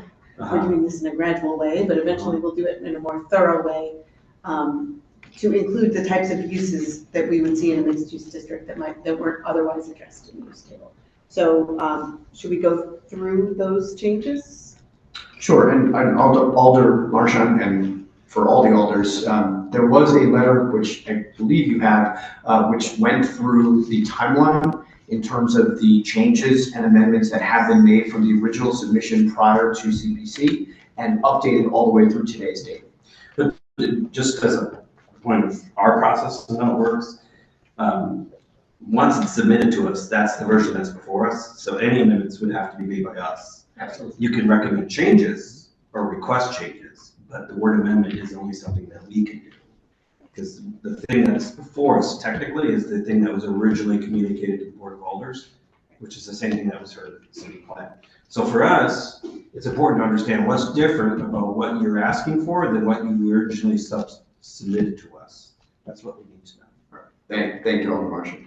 So as I indicated before, in terms of after we started working on this project, the MU zone was enacted, for lack of a better word, and we took a look at the use table of the MU zone and saw the similarities in terms of project that we're trying to put forward. So to make it more of a consistent nature and to borrow a term from Attorney Pinto, more symbiotic with the transportation model that we're looking at, many of the MU zoning updates were, we believed to be useful in this use table. So of those, if I might go through some of the green text, we have a mixed use building, that would be as of right. Microbrewery or micro distillery, as the market catches up to that. That was in the MU zone by SE. Special exception. Special exception, thank you. Some financial services. And again, all of these are envisioning what the multimodal transportation center would yield. Co-working, something that has been, as you stated, Alderman Marchand, that as we're as this city council is updating zoning laws, they should conform to newer ways that people work, newer ways that people travel. So for instance, co-working, that's something that maybe 20, 30 years ago wasn't necessarily considered. And as a multimodal transportation hub, with people traveling to and from a co-working area would probably make some sense. There's also another sort of very mundane, there's also very mundane consideration. Once the MU was passed, these green items were now in the use table and had to be addressed between when we submitted and and today's date. So at some point we had to decide which ones were in and which ones were out. How do we want them, and how do we want to Understood. New rows in the table. Yes, exactly. Yeah. Can have a blank row. I do want to make sure that, that the other important change that has occurred between when this was submitted and heard by the City Planning Commission and now is the change to the parking. So should this move forward, you need to be explicit about adopting that change, being the 85 parking spots per acre. Thank you for that description. It's very helpful. That's all I have. Thank you, Mr. Chair.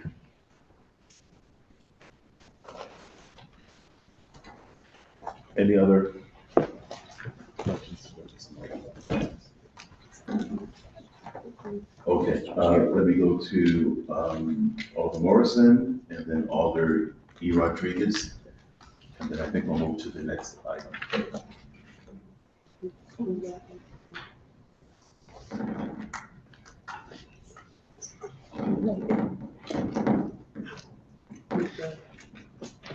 Thank you. So I just had a question, just going back to looking at these 500 square feet units. So it's the vision for this to be like almost temporary housing, like monthly rentals, things of that sort? Or are you looking for long-term? Because when I see 500 square feet, that's not a lot of feet. I don't see families, I don't see, you know what I mean? And because you're right by the train station, that's a lot of commuters, right? So what is the ultimate goal? Is it to just bring people in temporarily to have basically somewhere to lay their head? Or is this somewhere for people to come to maybe establish actual roots in the city of New Haven? If I may address real quick, the requirement is not that they be 500, no more than 500 square feet. It's not actually addressing the size of the unit. It's a question of how many. It's a question of how many units you can have overall in take the size of the building. If the building is if it's 1,000 square feet, the other which is silly and small, but just to make the numbers nice and round. If you had a 1,000 square foot building, gross floor area, you could have one. In the other zones in that going across the other building, commercial and residential, or commercial and industrial zones. Here in the TOC, it's only 500 square feet, so you could actually have it's regulating the number of units, not the size of the units. So you can actually have, the idea here is you can have more units. It's not actually discussing the size of the, or mandating the size of the units. And I think I can leave, I'll allow Director Housley to go in, but I think we do want people to set boundaries, and that's why it's not it's just how many units as opposed to the size of the actual unit.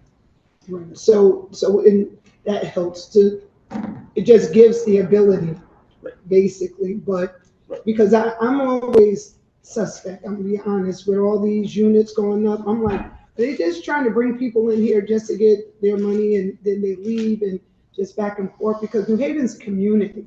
We're a family, you know, we have 136,000 people. When I talk to others, I like to not have 1 million people in my town. So we're a family here. And so having people come in and out, yeah, fine, but we really want to build stuff that's going to encourage people to come to our city of New Haven to help grow our city, not just use this as somewhere to lay there, like college. That sounds like college to me, right? Go, stay there, quit 2 months, I'm out of here. You know, so that's why I asked the question, what is the overall vision for this, not just this building, but this area? Because yes, it's by the train station, but still, we want people to come to New Haven, be a part of the family, and add to the family. Right. Now, just to add, thank you for the question. It's about getting more families or more opportunities for more individuals, rather than having 1,000 square feet, bringing it down to 500. Again, it doesn't mean that the units have to be that size. It just means that you can have more, so that you can have more humans and more families, more people there. There are a number of units in the downtown that are about 500 square feet that are for sale right now. You'll find them at Kelly House. You'll find them at 100 York Street. 100 York Street? Yeah. At University Towers and another other places. Typically with the smaller units, you also get then other spaces inside the building that residents can utilize. So maybe there's a gymnasium attached to the building, or maybe there's a lounge or something like that. So you're not necessarily spending all of your time in your unit, but it does allow to have more units and more people. It's a great question. Thank you. That's all I wanted to know. Was your question answered, Alderman Morrison? Because now Yeah, I'm confused, because this says, except that the TOC zone shall have a maximum density of 1 unit per 500 square feet. Okay. So let me, Well, for me, let me have it the was the answer, answer. and then you agree. You can translate, and then Alderman Morrison will translate my legalese. Yeah. I had given the example of a 1,000 square foot building. It doesn't make any sense. I was just had to do the math separately. Well, let's say a 100,000 square foot building. In any other of the zones of the business and industrial zones, again, it reads across. So so the black will affect all these other zones if they allow residential. In the TOC, so in the other zones that allow residential, the business and industrial zones, 100,000 square foot building, you could have a maximum of 100 residential units, because it can be no more than 1 per 1,000 square feet of gross floor area. In the TOC, we're effectively doubling that. We're reducing the maximum, or we're reducing the square footage required for each unit that you're allotted. So you can get you'd be able to, in the same building, you could put 200 units if you chose to. Right. Okay, so that wasn't the first example you gave, the 1,000. That's why I was like, what? I wasn't doing the math in my head. Okay. It's the same thing, but but this makes much more sense in an area of this size. Okay, great. Let me go to Alder Saban. And did you have a question? Okay, let me get someone who hasn't yet had the floor. Alder C. Rodriguez, and then we'll go to Alder Saban. Thank you, Mr. Chair. As this area is growing, obviously we all know this, and there's a lot of conversations. You all mentioned absolutely Robert T. Wolf, Church Street South. the Tower Lane, we're now onboarding 10 Liberty Street. Have the conversation started with the surrounding folks that are also building? How has that conversation been as you all are engaging this is like a little mini city in that area? How has that happened?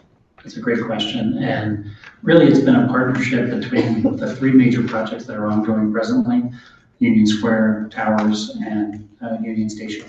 Union Square has been the recipient of a $500,000, a little over 1 year long planning process from HUD, the federal partner. And additionally, Towers has also launched the planning process for their next building. The City of New Haven, as well as the New Haven Parking Authority, are members of the stakeholder committees for both, and steering committees for both of those projects. And the Towers and Housing Authority are also a member of our stakeholder and steering committees as well. So we're all working in conjunction together as those two projects figure out what they want to do. They are informing us and we're informing them back and forth. We met just yesterday, the three entities mentioned, and we were going over project updates, and so we meet both privately and publicly through the steering committees. And really, the biggest stakeholder is the residents of 49 Union Avenue, Robert T. Wolf Apartments, and they've been tremendous in hosting us and helping us in our process, and we hope to be, having a project that is exactly what they're really interested in, because Ms. Doris has been so helpful and the team down there. We just really appreciate being involved in all three of these potentially transformative projects. So things that we're really talking about is like what type of retail uses are going in there. Who's gonna, between the other two projects, there's questions about grocery stores and there's questions about theaters and performance space and community spaces. And all of these projects are playing off of each other in order to make sure that the neighborhood is lifted up as a community, because we're all living here. And my last comment will be is I'm thankful, we're everyone sitting at this table absolutely wants to see families come into that space, in all the spaces. Tower Lane, we've also had conversations with Tower Lane, Church Street South and things like that. And having absolutely families move here, be engaged, be participating and growing. Question. Thank you, Mr. Chair. Great. I'll yield to Alder Sabin, and then we need to move on. Thank you, Mr. Chair. I just want to make a very quick comment, which is that my understanding, and city staff would correct me if I'm wrong, that related to the gross floor area ratio, in the inclusionary zoning ordinance, we already lowered the gross floor area ratio from 1,000 square feet to 600 square feet. So the change here is only from 600 to 500, since this area is in the strong market zone. So just wanted to clarify that. Thank you, Mr. Sager. Is that colleagues? Okay, I know we took some extra time, but zoning amendments, we need to be very careful to make sure we have all the information, so it warrants the time that we took for this one. Let's go right into our second item, and then after the second item, we'll open it up for public testimony on items 1 and 2. After items 1 and 2, the public hearing, then we will take a 10-minute recess and then go right into our third item of the ADUs. Go grab my materials. Yes, certainly.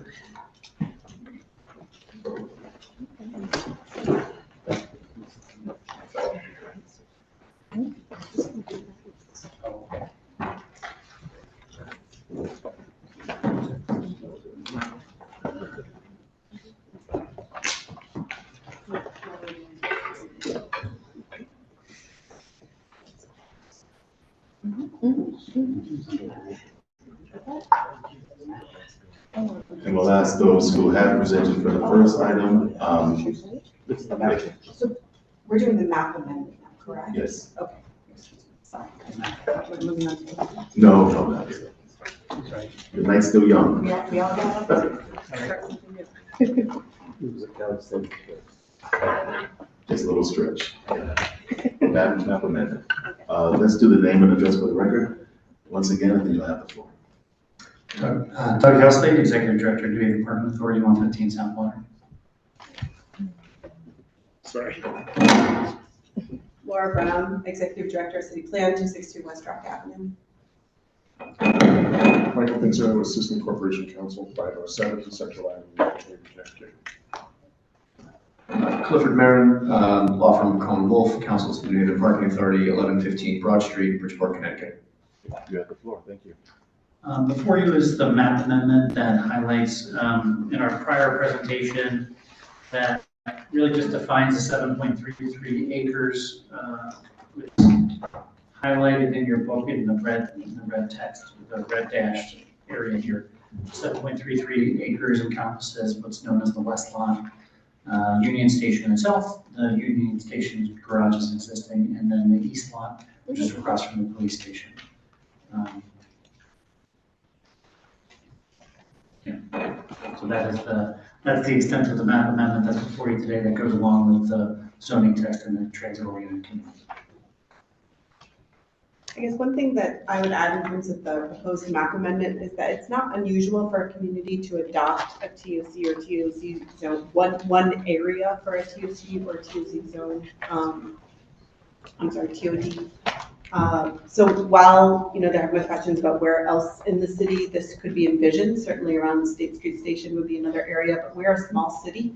So there's not too many other areas where we could envision such a high density spot. And again, it's not unusual for areas to be a constrained zone like this for a TOD district.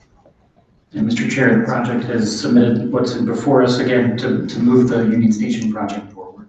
With an eye forward to potential expansion, there is city property across the street, but that's not envisioned. Before you was just the Union Station campus, even though we had an idea in mind for potential future.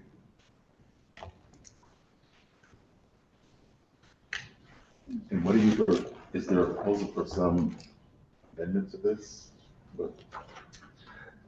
Thank you, Mr. Chair. The map has not changed since submission.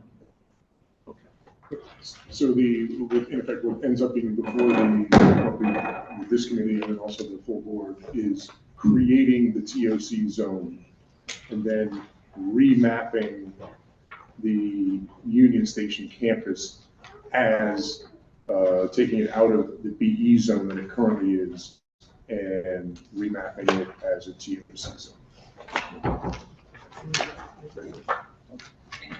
We'll be available for any answers to any questions. We'll be here all night in case there's any follow-up needed. So it's not all night, we'll last now. If there's any questions from members of the committee? Map change? Okay. Thank you, Mr. Chair. Thank you all. Thank you.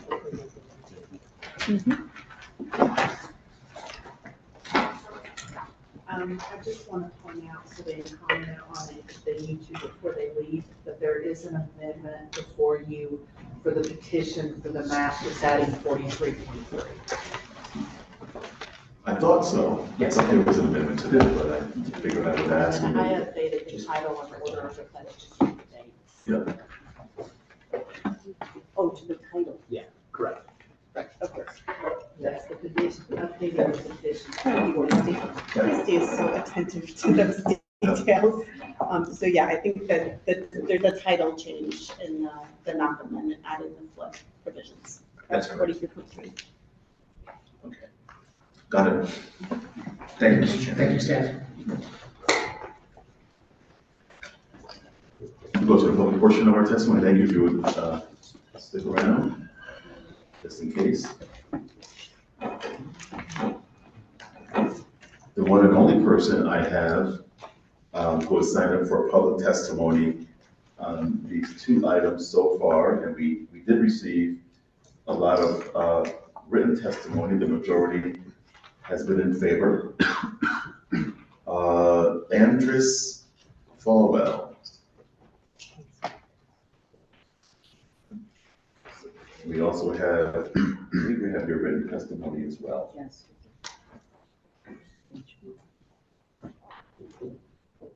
Good evening. Name and address for the record.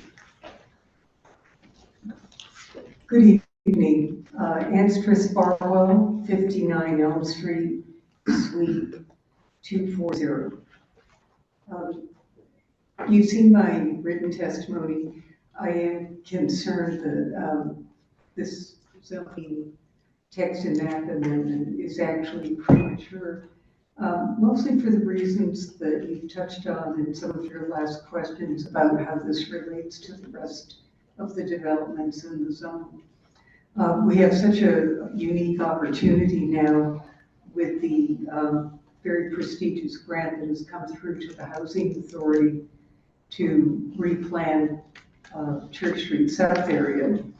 And sometime in the future, the plan is to also eventually move the police station and possibly put a large building in that location. This has been discussed for, I think, at least 10 years. And it was part of the Build the Downtown plan.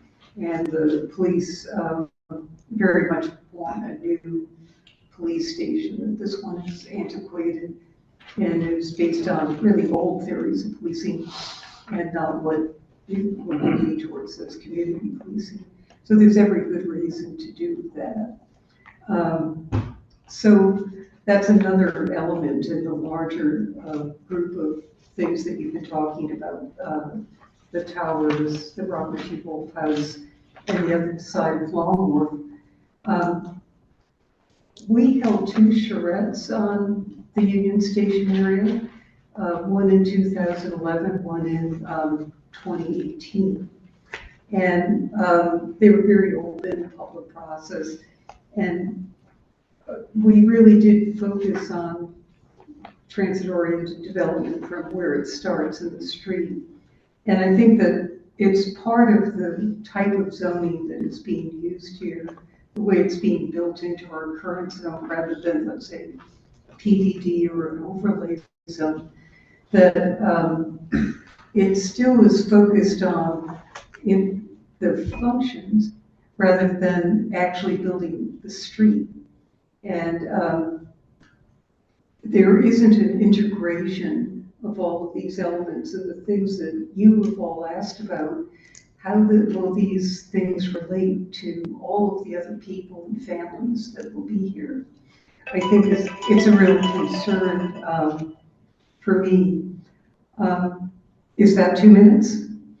I think the only other thing I'd like to say, if you give me a little more time, is that it's an ironic thing that although this is a transit-oriented development proposal, there's been no traffic study.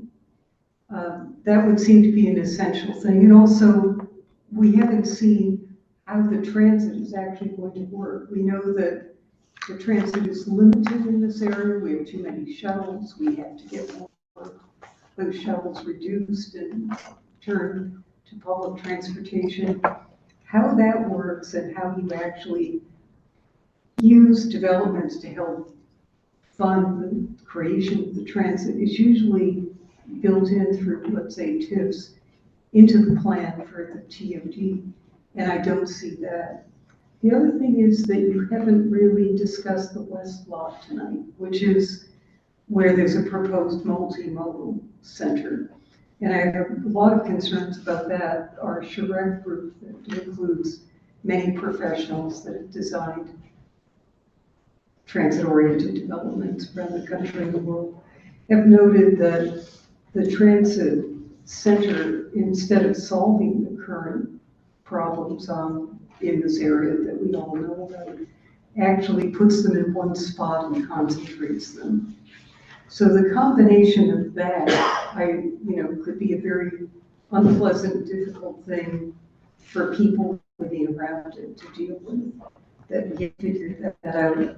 And the two sides of the street don't have a relationship to each other. It isn't going to be legible and understandable.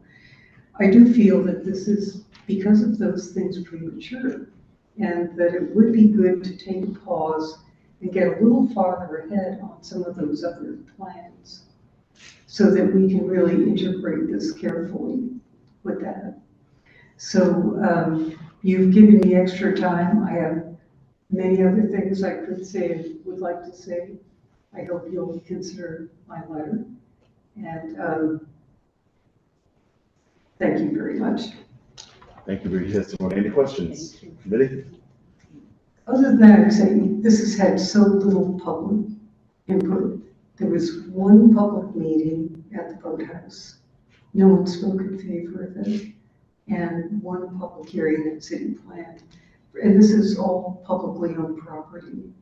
And I think a much deeper level of connection with the public is really necessary when we're trying to think of a rare opportunity, which we've never had with private developers, to really determine what we want.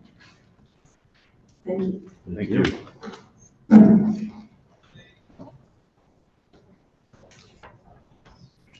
Fernando Pastor?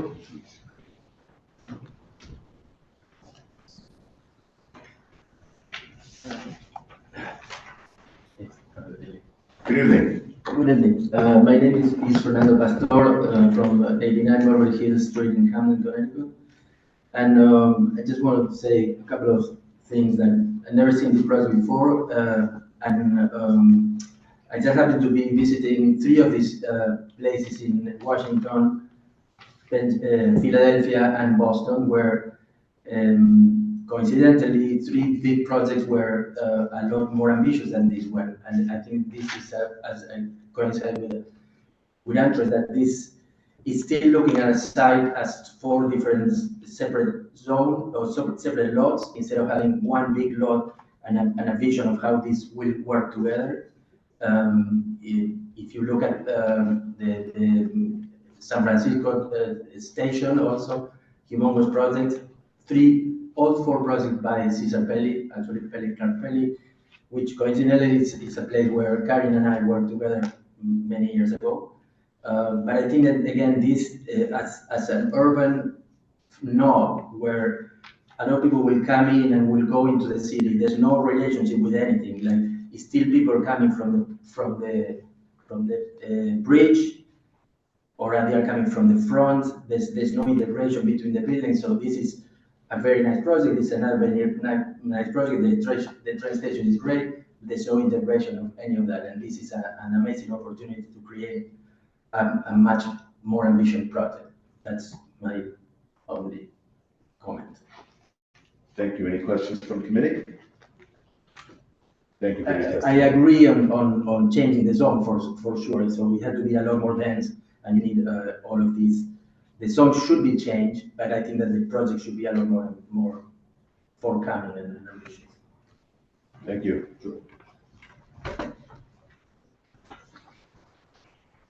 Well, that's all we have is signed up. Is there anyone wishing to testify on any of these 2 items?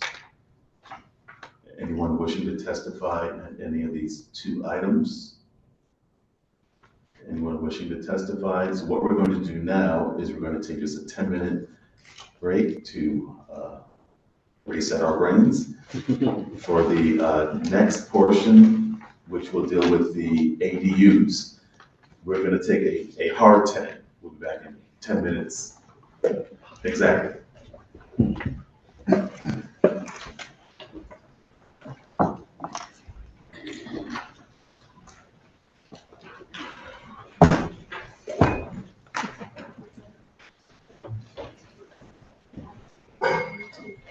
Sorry, let's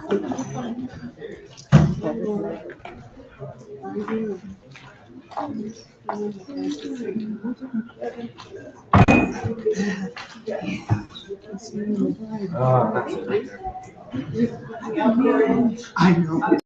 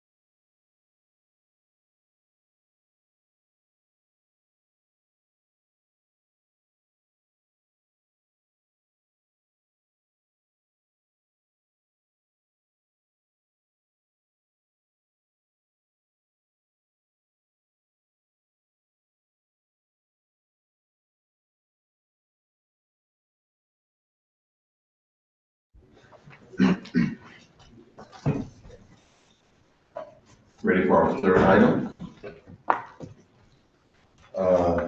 So we will ask the presenters to give their name and address for the record.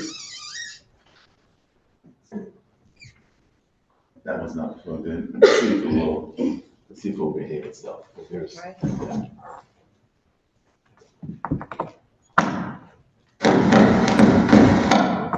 Yeah, perhaps not. Director Houselater broke it. We'll charge it to his department.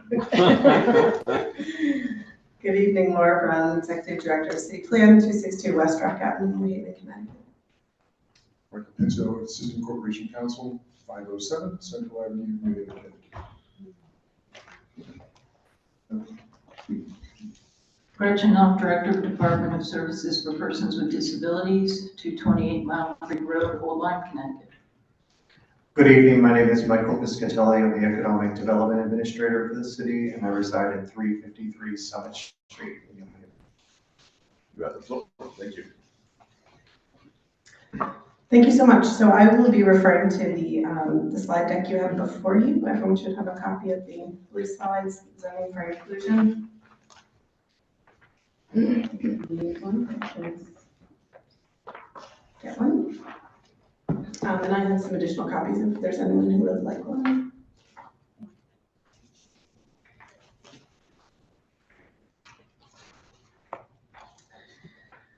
Good evening again. We're very happy to present the implementation of the next phase of the accessory dwelling units ordinance. As you know, New Haven has led the state on zoning reforms, including this ADU ordinance and the inclusionary zoning ordinance. And we believe the proposal we're discussing with you today will continue to lift barriers to new housing creation in our city. So we'll go on to the first slide. Just for some context, one of the reasons we are before you tonight is because we acknowledge that our land use decisions in the past have impacted the availability and affordability of desperately needed housing. We know that zoning matters. Zoning determines where housing can be built, the type of housing that is allowed, and the form that it takes. Regulations can directly or indirectly affect the cost of developing housing, making it harder or easier to accommodate affordable housing. So we'll flip to the next slide. I apologize, the image didn't print very well. So to orient us here, when we talk about ADUs, we are talking about accessory dwelling units. And these can take several forms. So we've provided a little graphic here for you. Interior dwelling units that you see on the top left are those located within the building envelope of an existing primary residential structure. So that's within the structure. That's what the building envelope means. And located as a subdivision of existing living space. So that would be like a basement or an attic. An attached ADU is located within an addition to an existing primary residential structure and typically has a separate entrance. So you'll see that to the right. And then a detached ADU is located in an accessory structure detached from the primary residential structure by conversion, and that could be of an existing garage or carriage house or through new construction. And on the next two pages, I provided some examples of what an ADU looks like. These are all, not all from New Haven, but from around the country and most from New England. And on the following page as well. So you'll see examples of a detached ADU, of an internal ADU. And what you may notice is that these look a lot like buildings you might already see in neighborhoods in New Haven. These are not brand new multi-unit buildings. These are existing structures. Many of these types of ADUs would be within a building and none of them know that it's an attic or a basement within existing structures. So what are the potential impacts of ADUs? They are a particularly important strategy for New Haven, in my view, because we are an historic city and they allow minor increases in density that are largely invisible within neighborhoods. As I mentioned, some of these things are things you already see throughout the city They also provide benefits for families interested in having an aging parent or a loved one close by. And we already have many accessory structures in the city. Maybe they're not being used as ADUs, but I see this as a really important opportunity to preserve buildings that might otherwise be going into disrepair. You can imagine these garages behind buildings that have no current use, and ADUs are an opportunity to allow the property owner to make use of those buildings, to earn income through those buildings and preserve the structures, which is important to our historic fabric. So I'll move through these slides. Deputy Director Hugren also joined us. Is it all right to allow him to introduce himself? Yes, my name is Nate Hugrand. I'm the Deputy Director of Zoning with City Plan, and my address is 191 Worcester Street. Okay, so I'll move on here. Permitted under the current ADU ordinance. When the current ordinance was initially adopted in 2021, it was envisioned as a first phase to a multi-phase approach toward more comprehensively reducing barriers to ADU creation. And the first iteration of the ordinance restricted as-of-right ADUs to parcels where either the ADU or the principal structure was occupied by the property owner, and only within the envelope of existing buildings. So as you can see here, these are the only types of ADUs that are currently permitted. So as-of-right ADUs included converting a third floor or an attic space to a unit, fitting out a basement unit, or converting an existing garage. Additionally, parcels that have a lot area of less than 4,000 square feet are not eligible for ADU creation, regardless of having met all other standards. So these are just the criteria for the permitted ordinance. And let's flip to the next status of the current ADU ordinance. In its current form, the ordinance resulted in 11 new ADUs permitted. All of them required relief, and one has been constructed to our knowledge. This is consistent with the experiences of other municipalities that have implemented ADU ordinances, where owner occupancy, design restrictions, and regulatory processes are documented barriers to new housing creation through ADUs.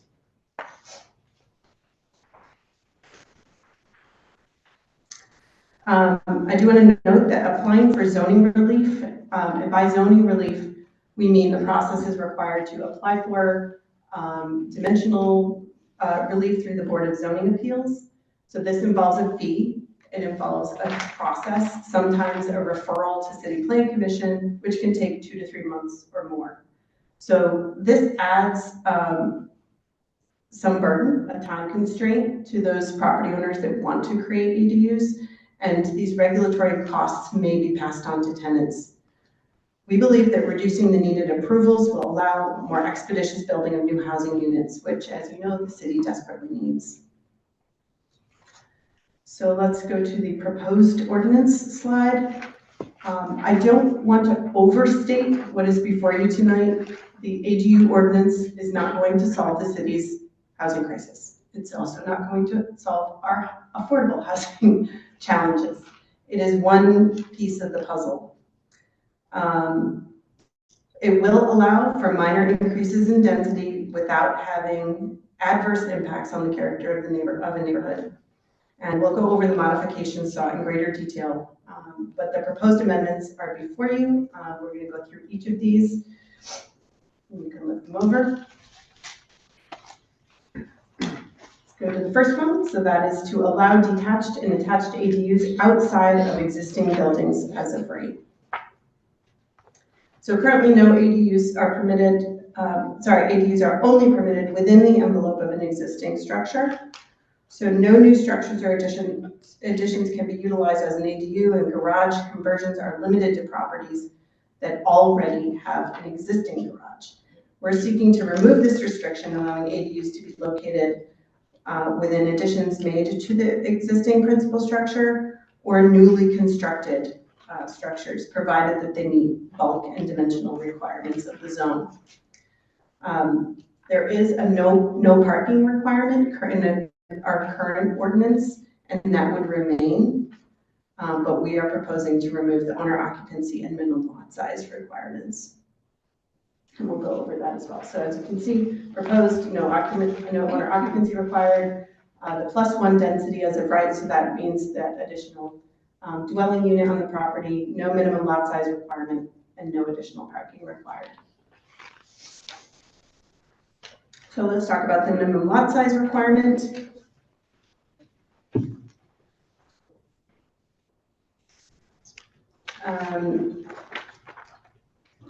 Currently, I want to make sure this is the proposed ADU ordinance minimum lot size requirement. Currently, ADUs are permitted in the RS and RN2 zones, and those properties that have a lot size of less than 4,000 square feet are ineligible to build an ADU. By removing the minimum lot size requirement, approximately 4,258 parcels already within those zones would be eligible to create an ADU regardless of lot size. So that is, again, if the project that's developed meets all other dimensional standards. And I do want to clarify, the last point on this slide says eligible parcels represent 18% of the parcels in RS and RM2 zones. That what we want to say there is newly eligible parcels. So those are the parcels that would have been less than 4,000 square feet, and would anyone who owns a lot that is less than 4,000 square feet would not have been able to build an ADU.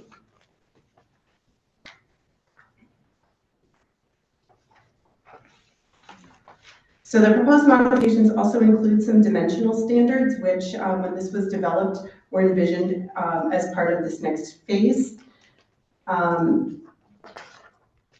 These include the setback requirements to align with those of accessory buildings. So in our current zoning ordinance, accessory buildings must be 5 feet, have a 5-foot setback from side and rear lot lines.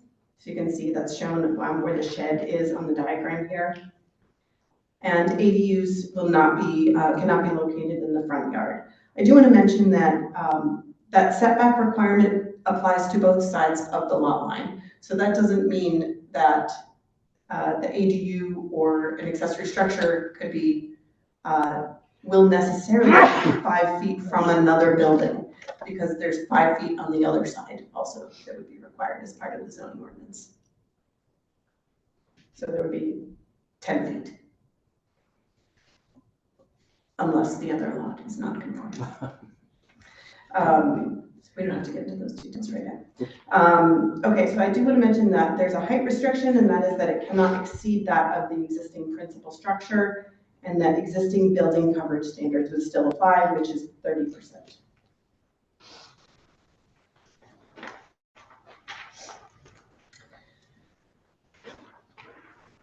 Since the city of New Haven does not have subdivision regulations, and the proposal includes removing the owner occupancy requirement, the regulation that we added this additional regulation that the parcel cannot be subdivided in such a way that it could become a standalone lot. That is, it couldn't be sold off on its own to become its own lot, in which case it could be further subdivided to create another ADU. So we felt like it was important that that also always be an accessory structure to the primary structure.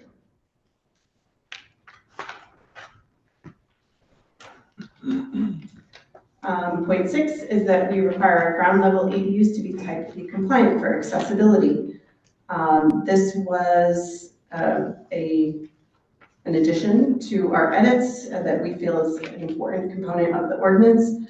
By requiring that all ADUs established at ground level, either by new construction or conversion, comply with Type B accessibility requirements of the state building code. We help to accommodate the needs of an underrepresented demographic. And that is that 26% of the population of Connecticut has a disability, but they often find that housing doesn't meet their needs. Type B units are not fully ADA units, but rather provide structural details to improve the ability improve their ability to make ADA units accessible. And those include things like wider doorways, blocking in the bathroom walls, clear floor space to allow for turning or maneuvering a wheelchair, providing lower counter heights, proper toilet clearances, and shower valve features. So if you have questions about this, Reginald is here to answer those after this, but we've conferred with the building department as well, and I do want to note that the building official has some significant familiarity with these requirements and also felt like this wouldn't add significant costs to ADU development in particular because it's much less cost once this is required from the build than to retrofit. So if it's part of the initial design of the dwelling unit, it adds no cost to the design. It's just designing it differently so it can accommodate people with disabilities. So the last requirement is removing the owner occupancy requirement, and I'd like to take a few minutes to discuss some of the concerns raised by this requirement. Some certainly argue that owner occupants would take better care of a property, and I think the issues related to owner occupancy requirement are mainly around maintenance of this property. Is it going to be maintained? Will they take good care of it if it's not an owner? And we've looked into some of the research on this. What I can say is that, every community has had different experiences. Some have found that owner occupants still develop and own the majority of ADUs, even in cities where the owner occupancy requirements are not imposed. But a quote here from one of the cases in the literature that we looked at is, the status of a house's occupant as a property owner rather than as a tenant is no guarantee that he or she will be a law-abiding and considerate neighbor. So that says to me that the maintenance issue is something that goes over and above the ADU ordinance and something we should be addressing as a city. Many cities have... I see that's a quote. I'm going to just interrupt and ask, where's that quoted from? Yeah, that is from Annika Singh Lamar's article, and I'm sorry, I didn't provide the citation here. I have a copy of it if you'd like to see it, and I'll pull it out when I finish.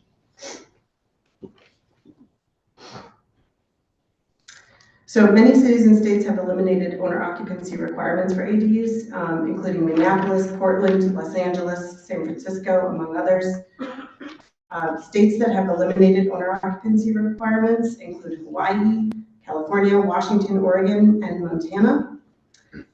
In 2019, next slide, the city of Seattle implemented a sweeping reform of ADU policies, including the following changes. They allowed 2 ADUs per lot instead of 1, reduced the minimum lot size of ADUs, increased the legal height and size of ADUs, and removed the parking and owner occupancy requirements. So as you can see from this chart, and I will note that the light blue is differentiated from the darker blue. One is, the ones below are attached ADUs, and they differentiated between attached and detached ADUs on the chart. But as you can see, there is a dramatic increase in the creation of ADUs after 2019 when they deregulated or removed some of those barriers. It's honestly not clear if it was the owner occupancy requirement alone that caused that, but certainly that was one of the barriers. As one step that we can take, that's something we're certainly recommending. So some commonly asked questions in response to some things that came up at the City Plan Commission meeting or hearing, and things that we have heard from some of you and from residents regarding questions about this proposal. Will ADUs be subject to rental inspection requirements? So currently, an ADU in a home that is owner occupied in which a conversion results in less than 3 dwelling units requires no inspection. If an ADU is created on a parcel which is not owner occupied, the owner would be required to apply for a residential rental business license and have an inspection through LCI. Will ADUs be used as short-term rentals? The answer is maybe, because New Haven does not currently regulate short-term rentals. The ordinance as it's written would not preclude ADUs from being used as short-term rentals, but this also speaks to the importance of strengthening enforcement provisions concurrently with the implementation of ADU development. And a final question, will ADUs be affordable? ADUs will not be deed restricted and are not a substitute for deeply affordable housing. That is, we have to address this in lots of other ways also.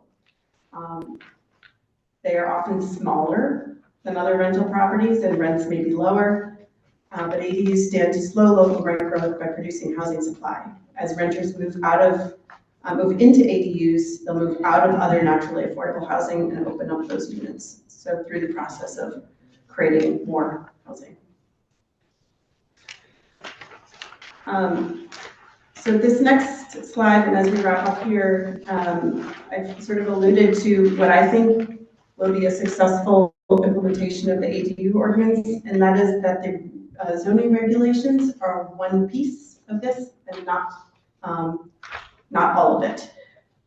We as a city, and what other cities have found is that when this is combined with effective enforcement across the board, not just including ADUs, but all housing, maintenance enforcement, improved enforcement processes, and options for financing ADUs, which can be quite honestly very expensive to build. They are essentially, they have to meet building code regulations, which means essentially this is building another house on the property. They are typically not inexpensive. So acknowledging that, staff from Economic Development Administration have already started the process of researching what might a financing program look like for ADUs to provide assistance to homeowners who want to do this. So I think these three components are really essential as we move this forward. The zoning regulations sort of anchor us to what we want what our vision is, what we want, what we envision for this, but these other programming pieces are really important as well. And I will note that since the implementation of the ordinance, the City Plan Department has implemented this ADU resources page and toolkit. This includes some links that I've sent to all the alders prior to the meeting, some readings, research and background information that includes the data that I've cited here, and then resources for residents who are interested in building an ADU to understand if it's something they can do on the property, how to go about doing that, and providing the documentation that we require to move it forward. So that concludes my presentation. I'm happy to take questions. And it was a very good presentation. Thank you. Thank you. Thank you for answering some very important questions. I will ask if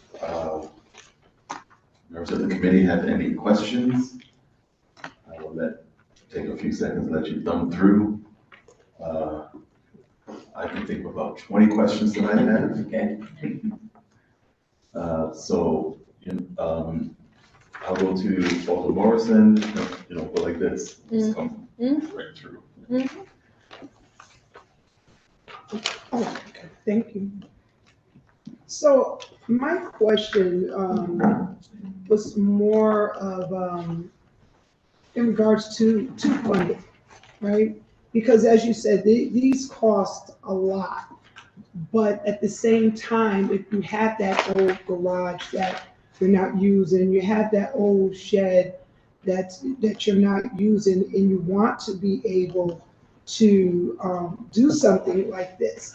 As far as funding, is the city going to try to incentivize this ADU, creating ADUs, providing funding to provide support to families? Because when I think of ADUs, I mean, there's a lot of negative ways you can think of it, but then on the positive side, I think about families, large families who have nowhere to go and they want to live in a detached, an in-law. I look at this as an in-law apartment. You love your in-laws, but you don't want to live in the house, right? So I look at this as like, I know a lot of married people that would love this. like, yes, get her, across the way, for me. So I'm just thinking about it, and I know my colleagues will ask all the very intricate questions, but for me, as far as providing support around this, providing funding, and, not just the regulations, because, people are doing this now, right? Without any of this. But will there be support? Because I think that this type of legislation will help to bring families together in a lot of ways. So that's my question. Then they're going to ask you all the hard stuff. It's a great question, and something, like I said, that the staff of EDA are considering. I haven't, because what's before you tonight is the zoning component. I don't know all the full global scope of options that would be available for financing, but I know that loan programs are one thing that's being considered, forgivable loan programs, similar to other programs that the city already administers for first-time home buyers, for instance. Mike, do you have other options? I'm glad you mentioned it, and thank you for sharing the same feeling we had, which is there still could be a barrier to the cost of building an ADU. And so even, let's say we've lowered the barrier, should you approve this ordinance with the lot size and the flexibility there. There are three big areas of cost that we're studying. One is utilities. These units, particularly if it's detached in a garage, you've got to run your gas line or run your water and sewer all the way out, and there's a cost to that. The second is the construction itself, because we're building to the building code standards, so there's a significant cost to the construction. And then financing costs are really high right now, the interest rates. So we've got a team studying it. We're meeting with all of the utilities, we're meeting with some banks, and we expect to have a program that would support homeowners with an income restriction, so low to moderate income homeowners. It's not ready yet, it's not directly tied to this ordinance, but we're very cognizant of the fact that we could do all of this work and still not create access for people that might want to put a unit in for a grandparent or a family member. Any more questions? Thank you. Thank you for that, because like you said, it's gonna cost, and I mean, just to redo your own little kitchen, that's a lot of money. So to be able to bring a whole family, another person, there is gonna be a lot. And I shouldn't have said that, because the one thing I had in my head, it left, like the Uber commercial, right? You remember, if you learn one thing, you forget something else. Mr. Chair. Come back to you. Yes, okay, I'll come back. Thank you. Thank you, Alderman Morrison. Alderman Washington. Thank you, Mr. Chair. Thank you for your presentation, and thank you for this proposal. I just wanted to point my colleagues' attention to the City Plan Advisory Report, which ends on page 154 of our packet. And you'll see that the City Plan Commission gave a favorable recommendation overall, but also made further recommendations, which I'll read, that the owner occupancy requirement be maintained, and with the recommendation that the Board of Alders give significant consideration to the issue of short-term rentals, the possibility of accessibility requirements for the first floor ADUs, rental inspection requirements, effect on property values in the surrounding neighborhood, and the impact of affordability. I would observe that the city staff have certainly addressed the issue of accessibility for people with disabilities on the first floor, which is in there, which is requested to be in an amendment this committee could make. The issue of short-term rentals and changing rental inspection requirements would require subsequent legislative activity that's not in the proposal today, would have to be separately proposed and noticed and heard through the appropriate bodies. But I do think we should be looking at short-term rentals and how to approach them. Right now, there's like zero regs on that. And there, right now, an owner-occupied property with an accessory dwelling unit, as long as it's 3 people or fewer, or 3 units or fewer, would not be subject to a rental inspection requirement. If it's not owner-occupied, it would. That's what the staff have told us in this presentation. Should that be changed? Should it be made that if you build an ADU, you're going to have it annually inspected or inspected on some basis, maybe, maybe not, but that also would be subsequent legislative activity, which we couldn't do tonight. So those are kind of recommendations for us to be thinking about going forward. The last two are actually considerations for us tonight. What effect do we think this could have on property values, right? Because would it result in higher sale prices in the future because of the greater economic value of the house? Mm-hmm. And would that mean that in neighborhoods with a lot of ADU development happening, you would see 10 years from now or 8 years from now, 7 years, whatever it is, higher average assessment values for houses in that area? We don't know, but that's something we should be thinking about. And then the impact on affordability, I think the staff presentation addresses that, which is to say, it perhaps could have some salutary effect on rental prices in the city, but it doesn't seem like there's research that's been presented to us that shows that it does. And so, could you argue, for example, that this will lead to higher property values and hence future higher taxes and not lower rents? And would that mean we're making certain problems worse by doing this? I don't know that, but then I certainly think that, staff should address that. But the commission wanted us to be thinking about that, and I thought I would let my colleagues know about that. Thank you, Mr. Chair. Thank you, Alder Marchand. Staff have comments?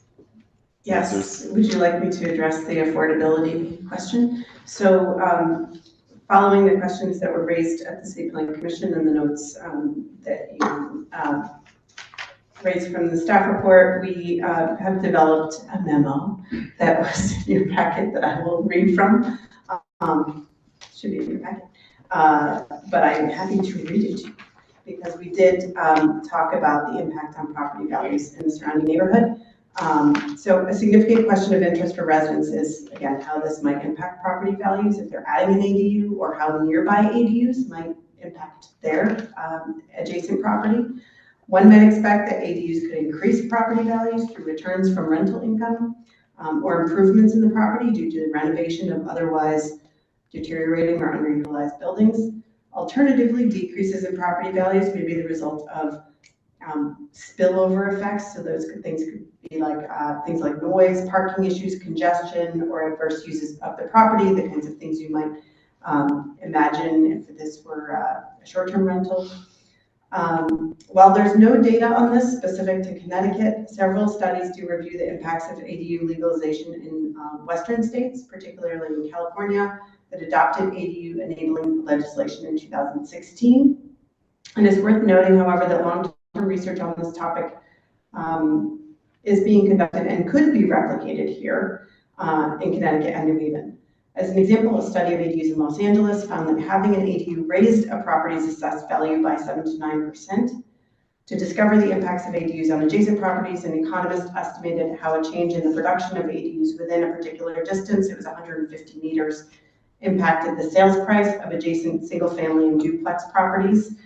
This was over a long period, 2013 to 2021, and found that ADU density in Los Angeles led to a 3.6% decrease in nearby property prices, potentially also increasing affordability in the area. A study from Utah, which legalized ADUs in 2016, used a number of different models to compare property values before and after legalization and found no significant impact on property values. So what we're seeing is it's sort of uneven and unknown, and we haven't done this before in Connecticut. And clearly, these states are different, and the housing markets are different than Connecticut. So we cannot say, and the reason I didn't put it in the Q&A is because there's really nothing definitive on how property values might be impacted by ADUs. And that is to also say that it takes an economist to do all of this work. The economics of housing markets, supply and demand of housing is complicated and continually changing and sort of challenging to study because the dynamics are always changing. So that's what I have for you. Thank you. That's all I have for now, Mr. Chair. Thank you, Alder Marchand. Alder Saber? Thank you, Mr. Chair. Thank you for the presentation. I have a couple questions. So first about the 30% building lot coverage requirement remaining the same. I was wondering if that's something that we thought about, or like if that's something we thought about changing, or if we have any estimate of the number of lots that have less than 30% building coverage currently. I'm just thinking about, like, in my neighborhood, how many lots you could actually build an ADU on, given that probably many of them already have 30% building coverage, so you probably wouldn't necessarily be able to build a new unit on those lots with this requirement remaining. So I was hoping you could speak to that. Yeah. Deputy Director of the Grid and Tabor, do you want to speak to that? I mean, it's a good question. As far as like the BZA applications that go before us, as we see additions and new structures, the building coverage component of it isn't a relief that's often sought.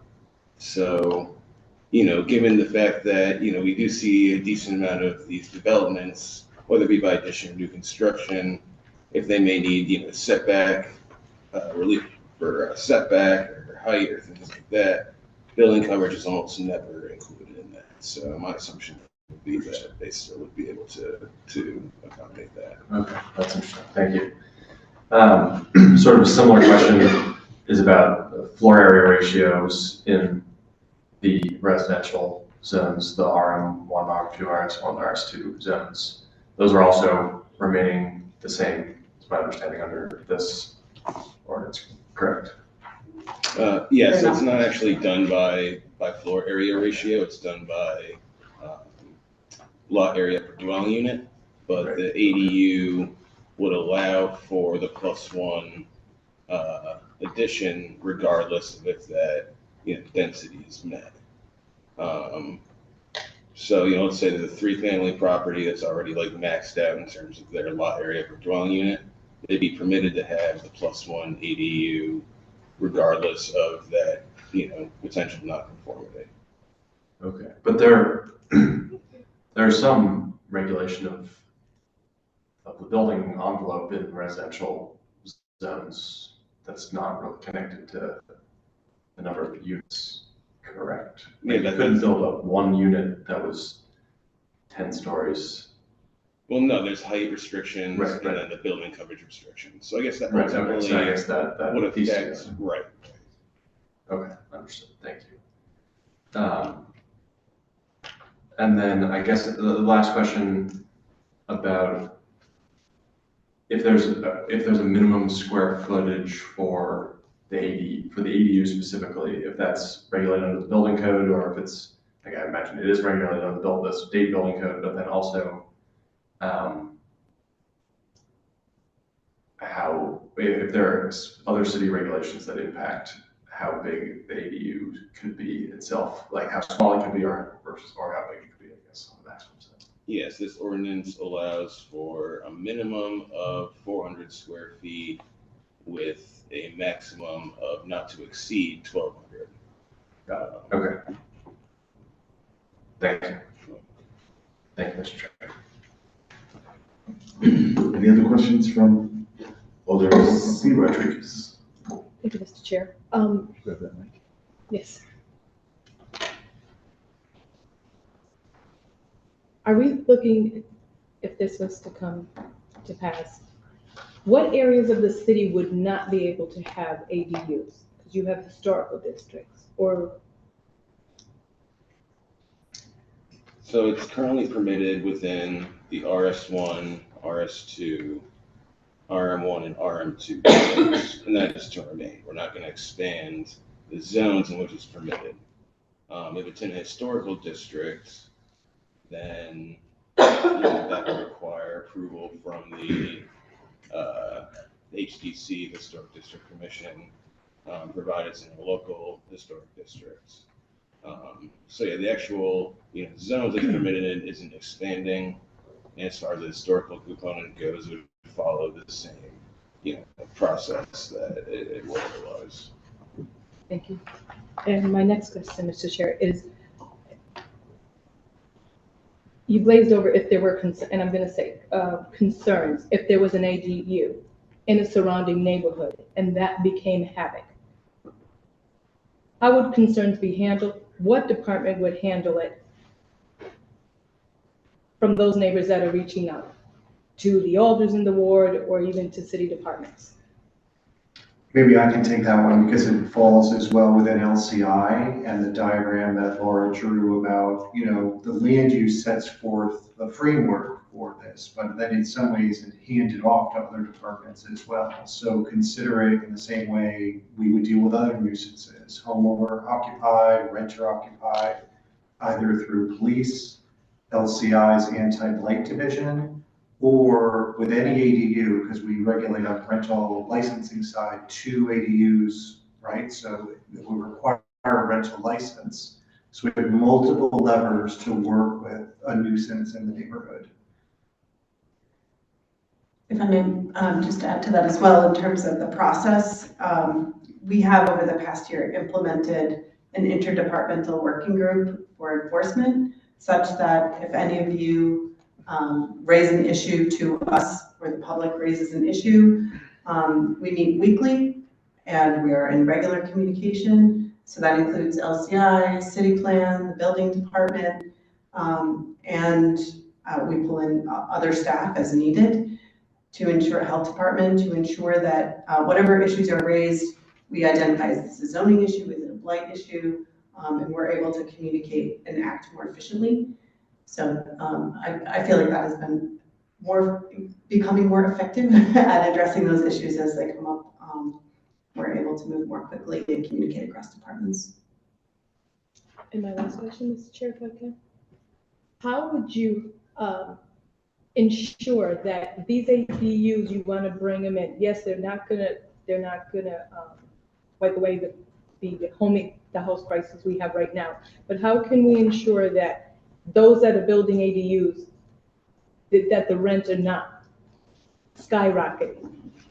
And we're back to square one with folks not being able to stay in these ADUs. Yeah, as it's presented, we don't have the ability to regulate the rents charged on these ADUs. So, it would be, through the types of elements that I outlined regarding affordability, such that, these are smaller units. We hope that they would be, the rent would be less than other units in the city that might be a little bit larger, but there would not be rent regulation. Those are my questions for now, Mr. Chair. Thank you. Thank you. Any other questions from members of the committee? Alderman Morrison? Thank you, Mr. Chair. So I know you talked about LCI and utilizing their services for inspections and things of that sort. As we know, inspectors, that's a big issue we have. So these ADUs might get built quicker than we can get the people in place to do the services, to do the checks and things of that sort. So if that's the case, how do we look to handle this? Because in one way, I can envision just all these ADUs just popping up, and people being put in situations that are not the most healthiest, right? We get those issues and complaints now from about certain landlords in the city.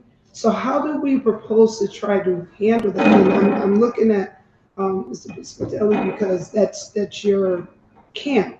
How do we look to handle that if we don't have the bodies? Because that seems to be the biggest issue. Well, I can't say biggest, but one of the biggest issues with the city. We have a lot of functions, but we don't have the people in place to do the actual work. And so everything we work for, in a way, could be for naught because we can't regulate. So first, we'll talk more about the capacity building proposals for LCI next week when we're here for the budget hearing. I think we had that same concern, right, when the first ADU ordinance was passed, well, what will this do? How many will happen? Can we handle it on the building inspection side? Because same issue with the building inspectors. I think the history has shown, we've had 11 proposals, one is built, even by opening it up through this proposal. Of all the different ways housing is getting built in the city, this is probably not going to drive the pressure on staff. You know what I mean, right? So if let's say we did 20 a year even, relative to the total number, about 10,000 inspections or something like that, they do about 700 a month. It won't necessarily drive the overall. The issues, to your point, what could get away from us? Major nuisance issue. Remember when the Airbnbs first started, there was a big party in someone's backyard in Alder Santana's ward. And it took us a bit to get our feet under us about how to deal with those sort of situations.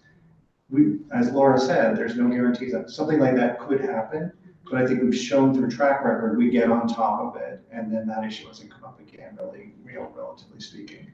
But we're very cognizant of what you said. We'll talk a little bit about capacity building on Thursday.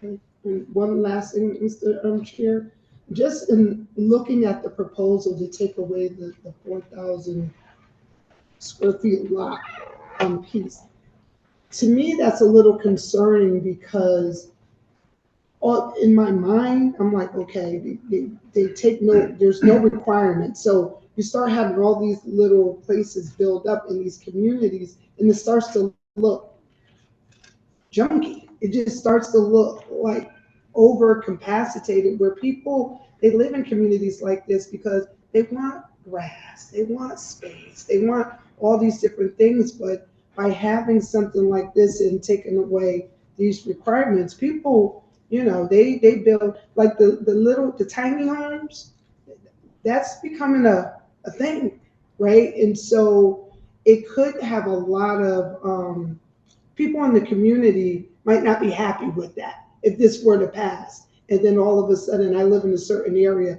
and I start seeing all these little houses all over the place and it kind of, again, it just makes it not look inviting. So that's a statement. And in regards to the piece around the 4,000, is that something that you really found in your research that is needed to take away? You need to take that requirement away from the rules and regulations in order to make this happen? I would say, yeah, it's a good question. It's one of the barriers, similar to what we see in other cities. It's hard to say which of them will necessarily unleash more ADU production.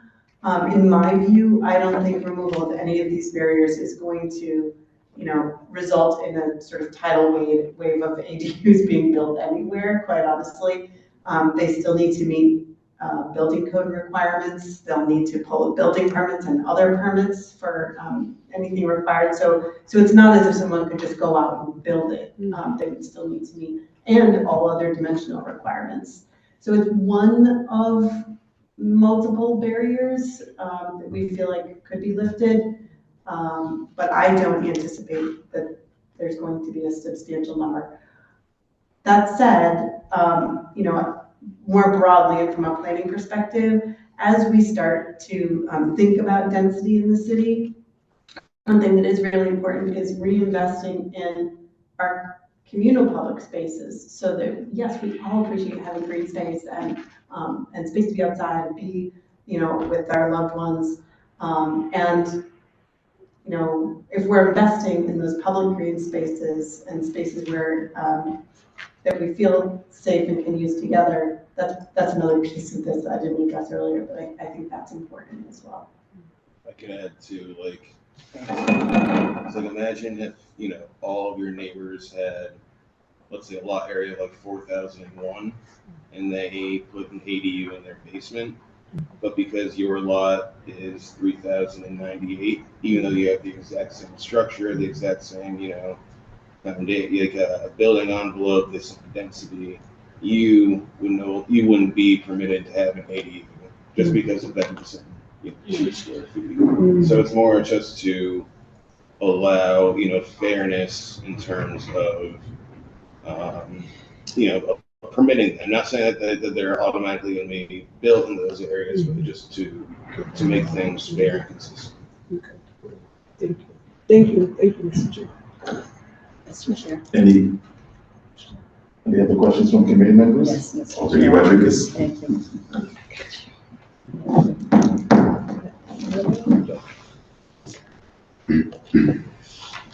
And we'll be coming to the public portion, and we're going to wrap this up, since I know some people are waiting to testify, they've been waiting for quite a while. Looking at, was presented, and I want to say thank you because, you know, we do care about affordable housing, and we care about housing in the city. My concerns are in the Hill. The Hill, it seems to be an area where you look at to put small homes and help with the aggregate housing. My question is, yeah, you indicated that some of the changes would be, or stipulated that there's no issue regarding parking for another aggregate house. For example, on Howard Avenue, there's a lot of houses there. If we build aggregate housing, no one is looking at the issue of parking. Now, and we talk about, yes, we talk about the value of the homes, but we don't look at the landlords and the needs that they have to even address the homes that they already have to keep them. So what's not to say that an owner may have a piece of land that they can have a house, but no one looks at that piece in reference to building a house there. So while the value goes up, the taxes go up too. And those landlords carry a chance of even not only not being able to build an accessory building or accessory house, but also losing the home. So what is there? What give and take is there to, yes, consider the aggregate housing, that space that they have, and also help them to alleviate in some way, some form or matter, so that this can happen? I'm not sure if I can fully address that question. Could you reframe it a little bit for me? Chair. We initially started in reference to a question regarding the loan. Yeah. Okay, what is there as to say that a landlord will have an accessory housing but lose their home? So we don't want to go too deep in the woods with that because we're here for zoning. But I do respect the question because I think it's very important. And it was raised, and that's why we allowed that sort of conversation, because it is a concern, but we do want to stick with our voting item, which is the zoning matter. But if you would give a brief answer to Alderman Rodriguez, I think. So if I can just ensure that I understand the question, it's about the issue that because the tax assessment may increase so much that the property owner, whomever has the ADU, would no longer be able to afford their property. Is that correct? No, it's okay. You won't need to answer that question today, because my colleague here also mentioned that who's not to say what the rents would be for those accessories and who would come to live in those small houses or you know, additional building or whatever. The question regarding parking, though, is very significant in the sense, how do you expect to address that in reference to the accessory housing? So I think just to quickly address your first question, you know, one of the things that some communities have found with the implementation of ADU ordinances is that the additional income generated by an ADU allows them to afford the property and to keep it. So that income generation ends up being an important component toward affordability. And so your second question is about parking. So what is before you today does not actually change the parking requirement. What is enacted, what is current is that no parking is required for an ADU. We're not proposing to change that and add a parking requirement. And quite honestly, we can't predict how many ADUs will be built. It'll be sort of one here, one there. But I will note that anyone, should this not be enacted, could apply for parking relief. And this is the type of relief that is granted quite often by the City Plan Commission for one parking spot. It is not unusual, and we hear them almost every meeting for one parking spot. So it's a matter of, is it going to be as of right, or does that property owner need to apply for parking relief through the Board of Zoning Appeals, have a referral to the City Plan Commission, and wait 4 months to know that they don't have to include one parking spot. Thank you, Mr. Chair. I do have a number of other questions, but this is a really interesting project that we have before us. Thank you, Mr. Chair. Thank you, Alder Rodriguez. We'll have our last question from Alder Sabin, and then we'll go to our public portion. Thank you, Mr. Chair. So I wanted to ask you another question about the 30% building lot coverage, because when we passed the ADU ordinance in 2021, obviously we maybe were hoping that we wouldn't be back, or maybe we expected we would be back here for phase 2, but I think we obviously all on this board, it's part of our legislative agenda, the administration very focused on affordable housing. We want to make sure we get this right. And I was just thinking a little bit about it, and Mr. Hoogan, you said that we haven't seen a lot of applications for relief on the building coverage, but I guess I would think that that would probably be because you're not allowed to build a new structure that would expand the building lot coverage of the existing, because you're not allowed to build new construction. You're not going to bump up against the building lot maximum of 30%, since you're only allowed to have an ADU currently within the existing structure. So if your existing structure is under 30% of the building lot, as it's required to be by the zoning, and you want to build a new unit, you're not going to have to apply for relief. Whereas what we're trying to authorize here is that somebody would be allowed to build a new small house in their backyard, basically. And I was just doing a little math, on a sort of say a standard 4,000 square foot lot, 30% of that is 1,200 square feet. So that's the maximum lot coverage you can have. And if the minimum ADU size is 400 square feet, that means that you'd only be allowed to build an ADU on your property if your current house is 8,800 square feet or less, which is, I haven't bought a house, so I don't exactly know, but I think that that's fairly small. I was just looking up like the size of my parents' house and the house that I currently live in, and it seems like that's like fairly small, I think. So that seems like, I'm sort of anticipating that this is maybe going to be an issue for people trying to build new structures. Just because, I don't know if we have any numbers about what percentage of houses in the city are under 800 square feet. Can I ask you, just to clarify, are you talking about the footprint or the overall? Because if the house is, say, 4,000 square feet, the footprint is not 4,000 square feet. Yeah, if the lot area is 4,000 square feet, which I think is pretty standard, then the house can only have a lot area of 1,200 square feet, which is 30% of 4,000. And so if you want to be able to build an ADU, you have to have an additional 400 square feet of lot coverage that you're not currently taking up.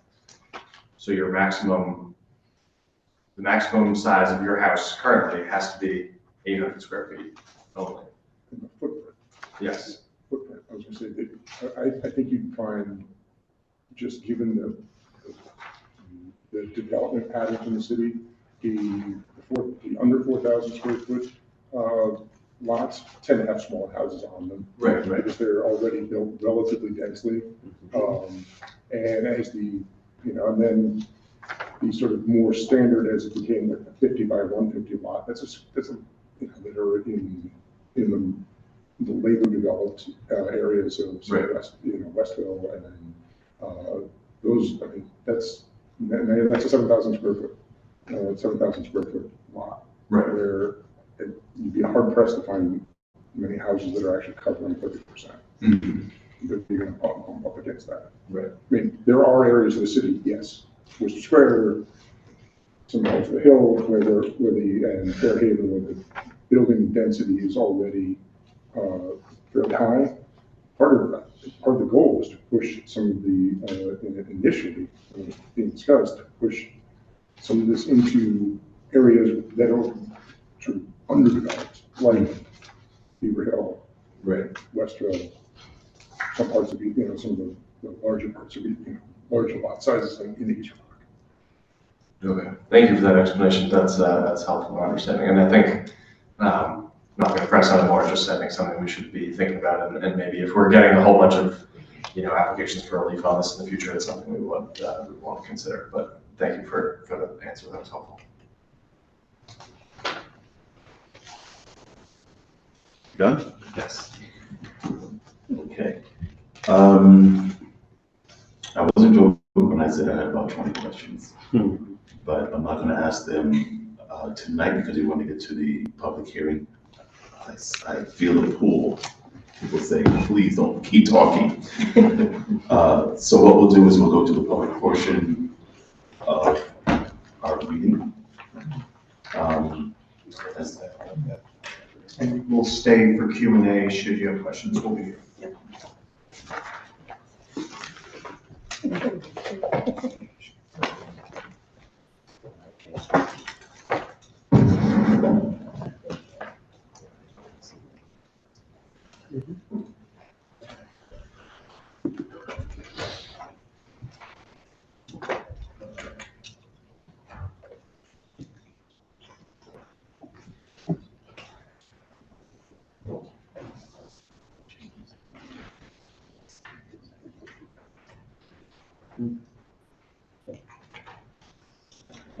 Okay.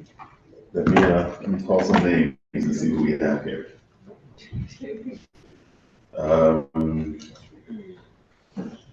Kelly Blanchett.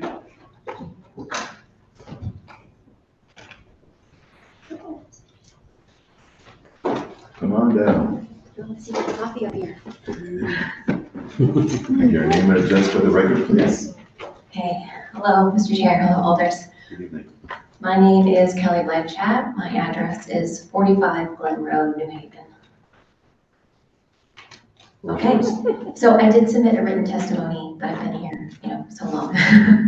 So I'm here today in support of increased housing and equity for New Haven residents, but I'm not in favor of removing owner occupancy, envelope size, and property line regulations for ADUs.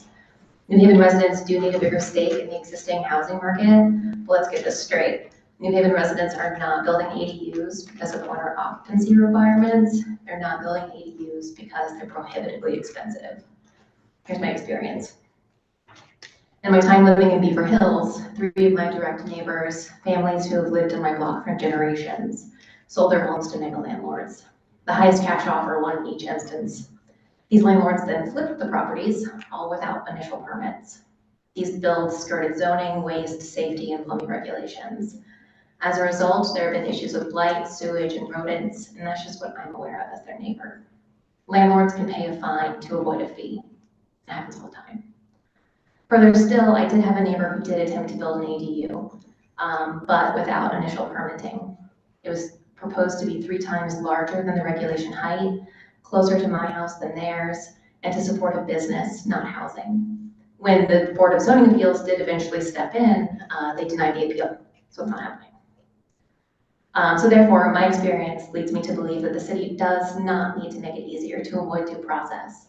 By removing the proposed ADU regulations, it will make it easier to skirt the rules, skip the line, pay a fine to avoid a fee, all towards a more dangerous housing market. The zoning board is great, permitting is great, owner occupancy is great. The trifecta makes for a safer New Haven for homeowners, for renters, and for builders. But even if we do keep owner occupancy on the table, how can the city commit to enforcing it when we're already struggling to support LCI?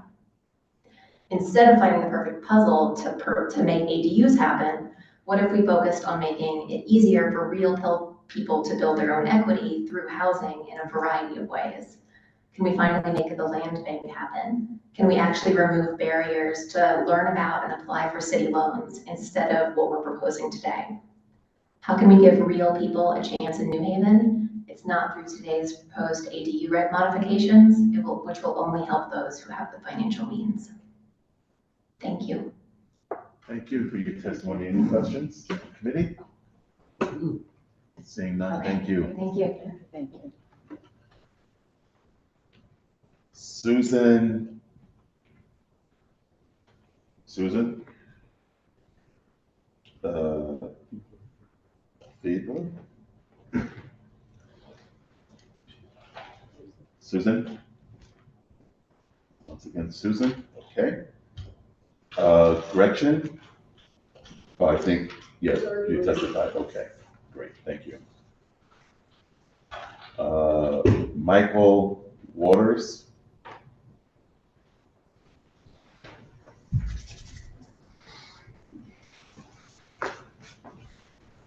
Good evening. Thank you for having me. Certainly, your name and address for the record? Michael Waters, 26 Burns Street, New Haven. I'm here on behalf of the New Haven Preservation Trust. The Preservation Trust's mission, as our organization says, is to rally our diverse city to embrace and champion its historic places and spaces. And we aim to be an example of how historic preservation can be a relevant force for economic, social, and cultural progress. The Preservation Trust wholeheartedly supports the development of more affordable housing here in New Haven. Along with its residents and institutions, historic buildings and neighborhoods make the city an appealing place to live and work, which has already been talked about. We are confident that accessory dwelling units can coexist with the city's architectural heritage, and also believe they can be a means of promoting adaptive reuse and deterring the destruction of historic structures, something that Director Brown already spoke about in terms of garages. The current ADU zoning recognizes that local historic districts require different treatment, something the Deputy Director spoke of. The Preservation Trust, though, urges your honorable committee to recognize, as other cities have done, that ADUs in state and federal historic districts also need to be specifically addressed. There are 25 such historic districts here in New Haven, with approximately 6,000 properties that have designations. There are two ways these historic designations in ADUs intersect. First, the city is a certified local government under the National Historic Preservation Act of 1966. As such, the city acknowledges responsibility for the protection of properties with historic designations. Second, under New Haven's current Vision 2025 comprehensive plan, three key policies apply. These elements are so important that we encourage the continuation of them in the upcoming 2034 plan. Specifically, in this document, the city pledges to, quote, maintain the city's status as a certified local government, adhere to a preservation-based philosophy, and educate property owners about the U.S. Secretary of Interior's design standards. In order to adhere to a preservation-based philosophy, we urge your honorable board to adopt special guidelines for ADUs on properties within state and federal historic districts. We note that the city's ADU toolkit already states that, quote, ADUs can provide more housing without disrupting the historic look of neighborhoods, which was reiterated tonight by Director Brown. The Preservation Trust strongly supports this statement and recommends the following amendments to further this aim. First, for each ADU application, the building permit shall state if the primary structure is listed individually on the National or State Historic Register of Historic Places, or as a contributing structure in a state or national historic district. Such properties shall be referred to here as historic properties. Second, to accommodate possible projecting or overhanging architectural features, no part of a detached ADU should be closer than 15 feet to the exterior of the historic property. Third, ADUs attached to a historic property shall be compatible in size, scale, and materials with the primary structure to ensure the property's historic integrity. The connecting wall of the ADU shall also be built to cover, not remove, the existing exterior wall and architectural features of the primary structure. And fourth and finally, to retain the character of the historic district, no part of the new attached or new detached ADU shall project beyond the street facade wall or walls of a historic property. We respectfully ask that your honorable committee add these four terms to the proposed ADU zoning language before it is acted upon by the full body. Thank you very much. I'm happy to answer questions. Any questions from the committee? Would you leave your testimony with staff? Absolutely, please? sorry, it's a little more brief.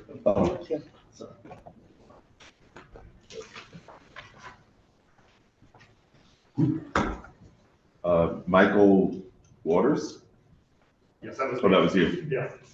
Fernando Pastor.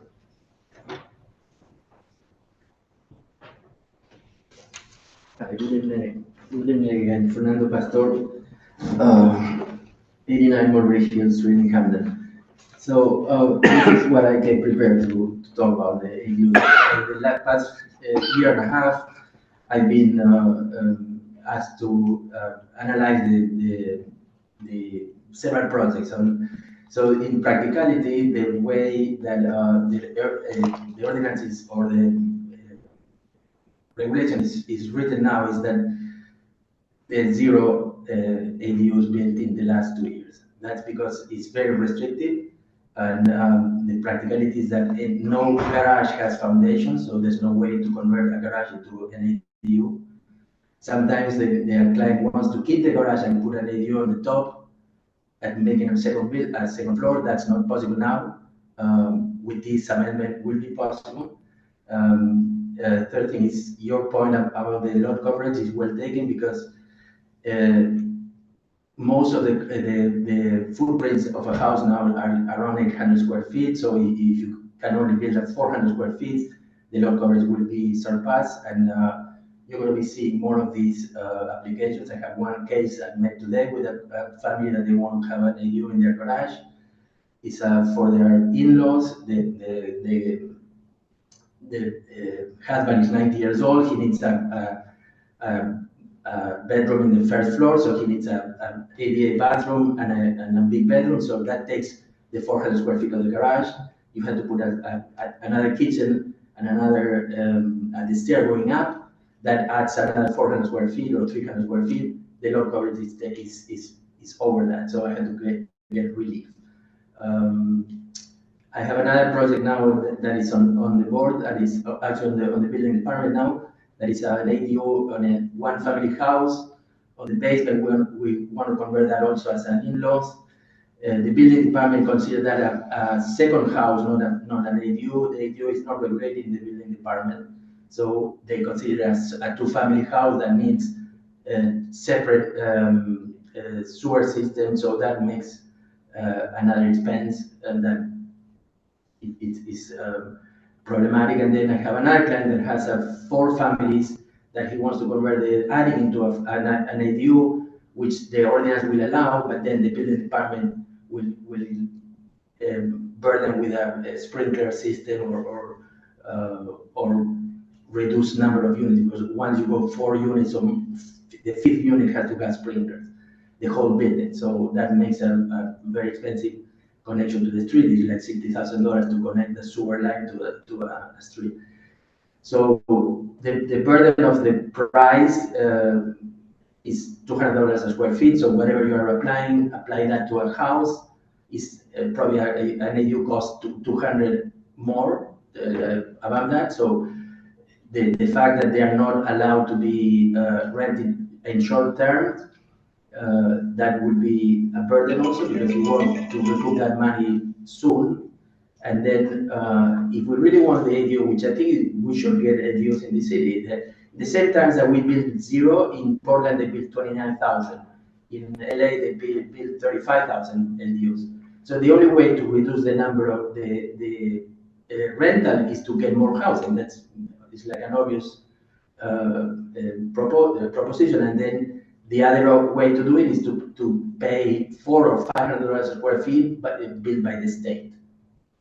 And there's no state building anything. So the ADUs is one way of increasing the housing units, but they're going to be expensive. They're not going to be affordable. What they will do is that if there are many, then the affordability will go to the vacant units, or to the non the units that are not new. This will be expensive units, but they are with a purpose. And Thank you, sir. And your time. Okay. So we've extended the time out of courtesy to Sure. allow you to finish. I didn't see got the ring. There was a 2 minutes. Yeah. Actually, we gave you 3. Okay, great, no problem, thank you.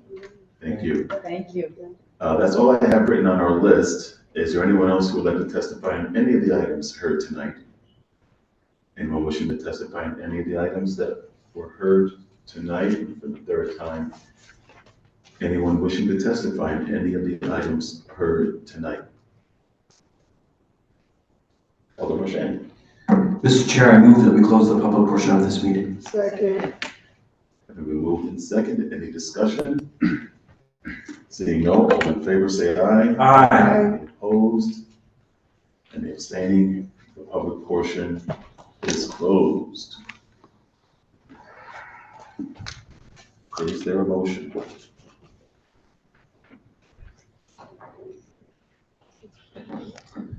Mr. Chair, Alderman Shane. I move item 1. Second. Have been moved and seconded. Is there any discussion on the item? Alderman Shane.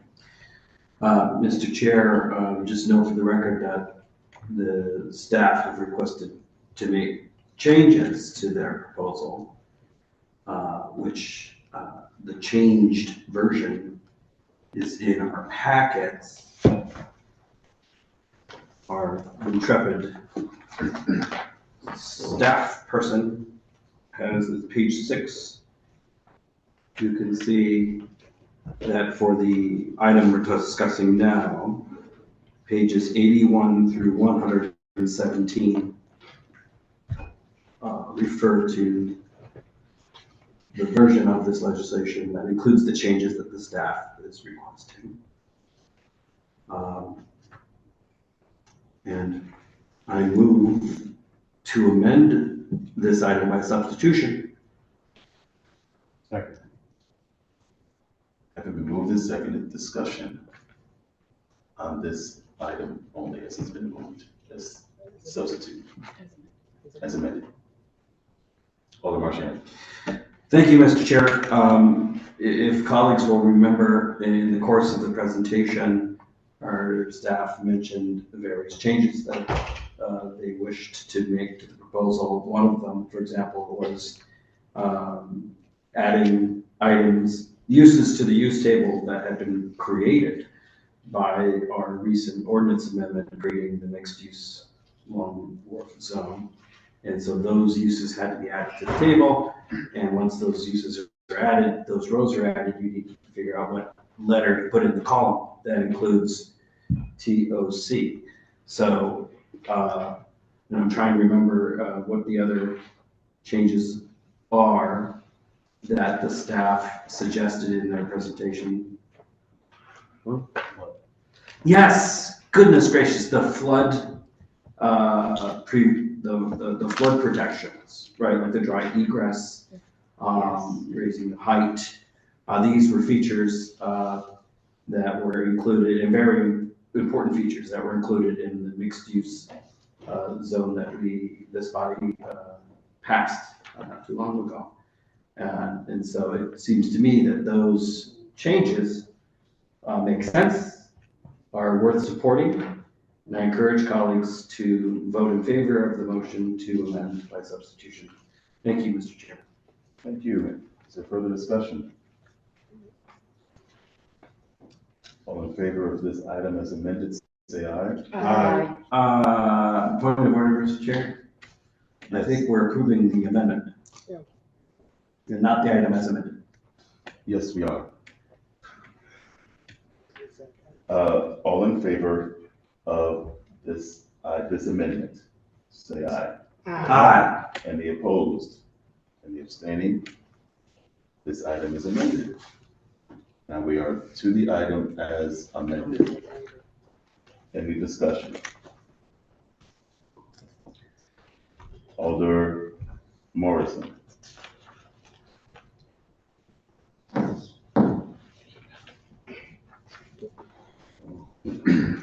Thank you, Mr. Chair. I am in support of this item as amended. I think that this new community would be good for our city, especially as we encourage more people to come to New Haven and to grow New Haven and to help people lay roots in New Haven. The changes that were made in regards to the flood zone, things of that sort, are very important to ensure that, you know, if something happens, people can get out. And so I am in support of this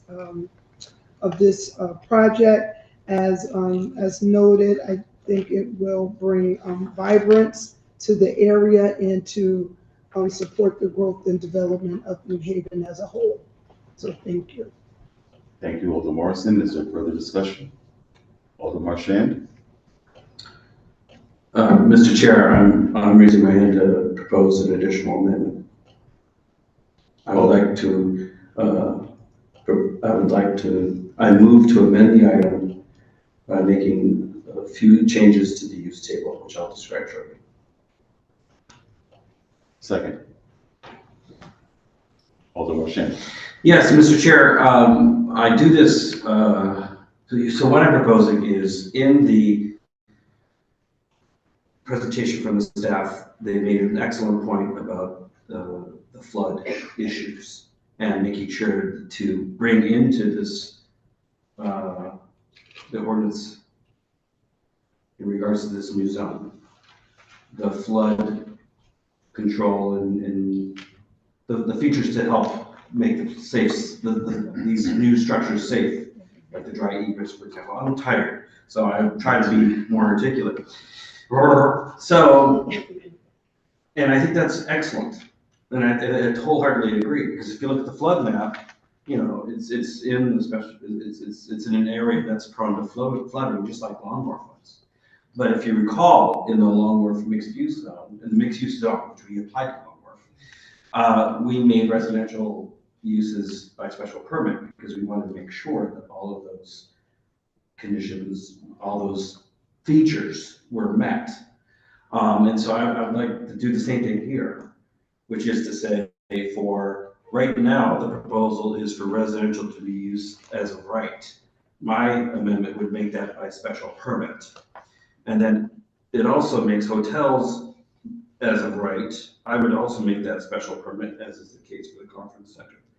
So that's the changes that I'm proposing, which is for those three particular uses, which have to do with people sleeping in that building overnight and staying there potentially for long periods of time. I would propose that we would change that from as of right to special permit. That would be residential. And then the hotels, the two that refer to hotels, one is for 12 or fewer guest rooms, the other one is for 13 or more guest rooms. So that changes those three R's into SPs. And what is a special permit? A special permit is something that an applicant would need to apply, a developer or an owner would need to apply for. That request then goes to the City Plan Commission for a public hearing. And then the commission makes a decision based on the presentation, on the public testimony, and on the set of criteria that apply for a special permit. And it enables the commission to review the application to make doubly sure that it meets all the criteria and all the standards that are set forth in the ordinance. And I think given the prevalence of flooding and given the fact that we may have hopes in the future that the Army Corps of Engineers will solve all of our flooding problems, that's not going to happen just yet. And those flooding issues are difficult and persistent and likely to get worse. And so I think the additional step in the process to get an approval makes sense for this small zone as it does to the zone not too far away on Long Wharf. So that is my proposed amendment, Mr. Chair. Thank you very much. Any further discussion? This amendment.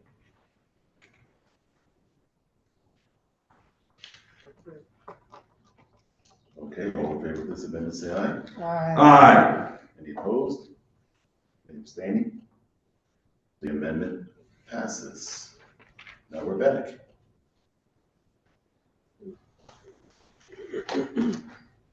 Any discussion? Alder Marchand. I have a lot to say, Mr. Chair, and hopefully I'll be more efficient and effective saying it than I was a moment ago. I want to recommend approval of this item as amended. When you think about the area that we'll talk about momentarily in the map change,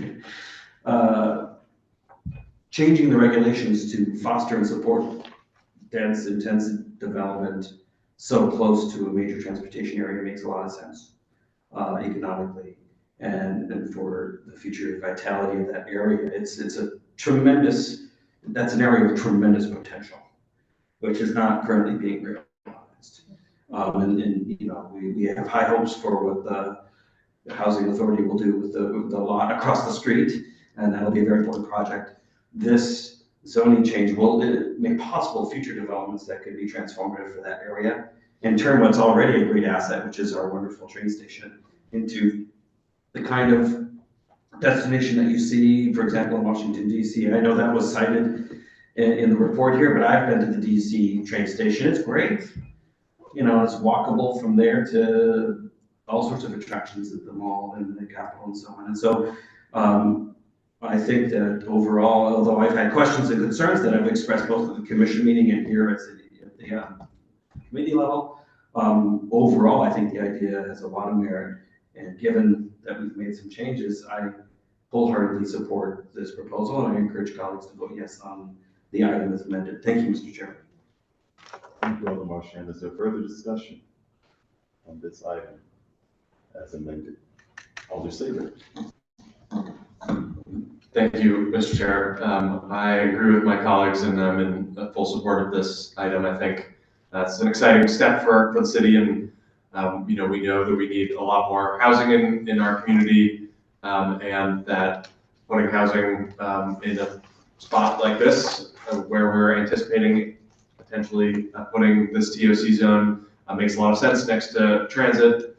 And I think that the increased density is welcome in, you know, areas where there is a lot of transit. And so I hope that my colleagues will support this effort, which I think will help us, you know, address our housing shortages in the city, increase our tax revenue, and just make our community more vibrant. So I hope colleagues will support. Thank you. Thank you. Any further discussion? Alder C. Rodriguez. Thank you, Mr. Chair. I think that definitely asking colleagues to support this build in the area. This area is long overdue. Obviously, we're seeing the future. It may take a little while, but it's coming in the hill, and this is excellent to tie the Hilton Downtown project. Residents will be excited. I agree with my colleague Alder Morrison. Having more people in the surrounding area, walkability, the lighting, the atmosphere of community. I think this is a great change for that area. It's been a long awaited project, so I hope my colleagues support this. Thank you, Mr. Chair. Thank you. Any further discussion? Questions for Alderman Marchand, assisted living?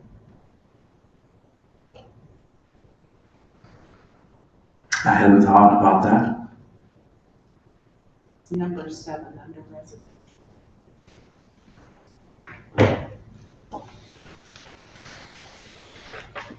I believe our staff person suggested that I also amend that from as of right to special permit, and it certainly is consistent with the concerns that I raised before. And so, Mr. Chair, Alderman Marchand. I'd like to make a motion to amend the item. Second. And that amendment, Mr. Chair, would be to make assisted living allowed by special permit rather than as of right. That is my amendment, and it's consistent, I believe, with the concerns that I mentioned before around residential uses and hotel uses. And I encourage colleagues to support this amendment. So, no, it's been moved and seconded, so we'll continue with discussion. Is there any? Do you have further discussion on this amendment? Yes. Okay. Can we hear from staff regarding the special permit? Well, what's that for you looking? From the No. presenters? No, so what we'll do, Okay, thank you. so, yeah, because we've already closed the public hearing. And so what we can do is, I will turn to Alderman Marchand for further discussion and to clarify his amendment. Of course, assisted living is a particular kind of residential use, but you're dealing with a place where people live. And so the flood issues that I mentioned before in connection with my prior amendment make sense. And in fact, those precautions are even more important because oftentimes in assisted living facilities, you're dealing with residents who have limited mobility and who need more assistance in order to find egress. Where you want to be doubly, triply certain that there's good access to the structure for emergency vehicles.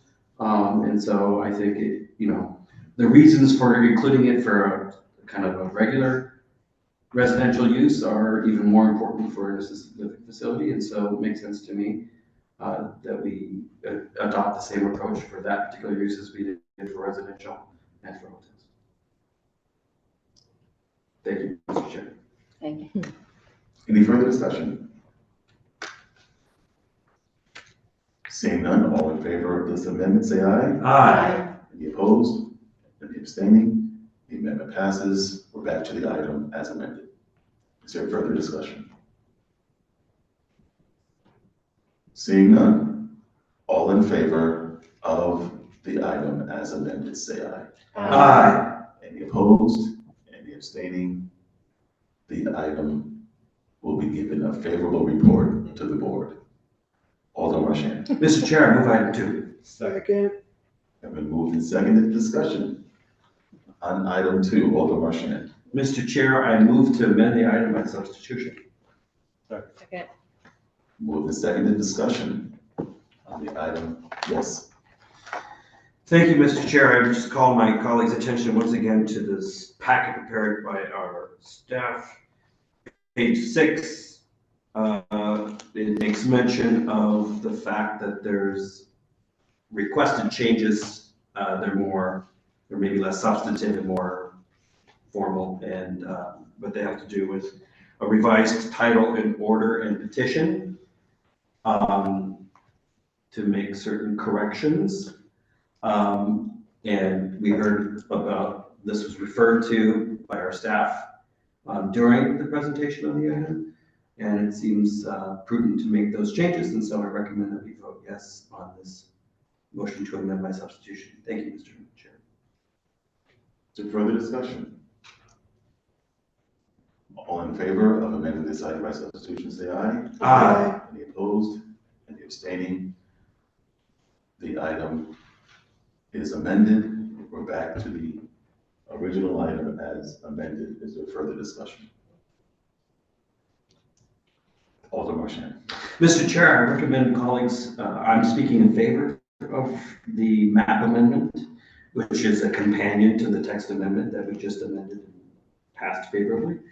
I think it makes sense if we're going to create a transit-oriented community zone that we should apply that new zone to that particular part of our city, which includes Union Station and the adjacent parcels. I hope in the future that we'll look at State Street Station as well as a possible additional place for this zone to be mapped. But at the present, it seems like a very logical place to implement this zone, and I encourage colleagues to vote yes on this map amendment. Thank you, Mr. Chair. Thank you. Is there further discussion? Seeing none, all in favor of this map amendment or this item as amended, say aye. Aye. Any opposed? Any abstaining? The item passes. I'm going to recommend that we keep item 3, or that we take no action on item 3. But if anyone would like to have any discussion quickly, we can, but my recommendation is that we, there are substantive changes that I think we would like to make and think over. Some things that I believe that at this time, even Alderman Marchand would struggle with the, with getting the correct wording on getting this done. I have some concerns about the minimum lot being and the there's just a lot of concerns and some questions that I have that I think we would do well with one more session of this to have some of these questions answered. But I will yield to some discussion on this. Alder Saban? Just a point of, As long as your discussion is not moving anything, then I will hear it.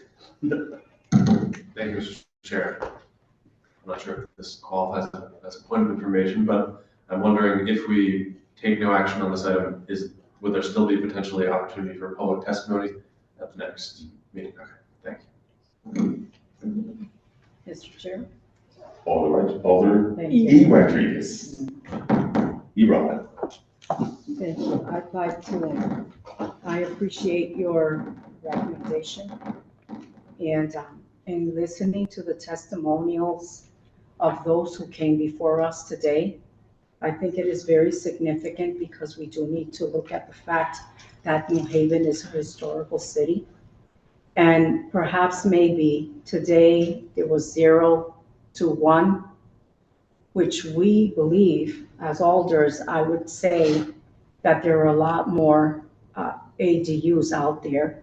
And as the Director Brown indicated, that there are a lot of buildings that could be ADUs. I think that is really important also to consider, not only that, the home ownership, because there's a lot of things here that will be very significant in us building this project and making it better, so that then we can then hopefully say yes to more housing in New Haven, but in a way that it is comfortable and appreciated by all the stakeholders, including the very landlords who could appreciate and benefit from such a project.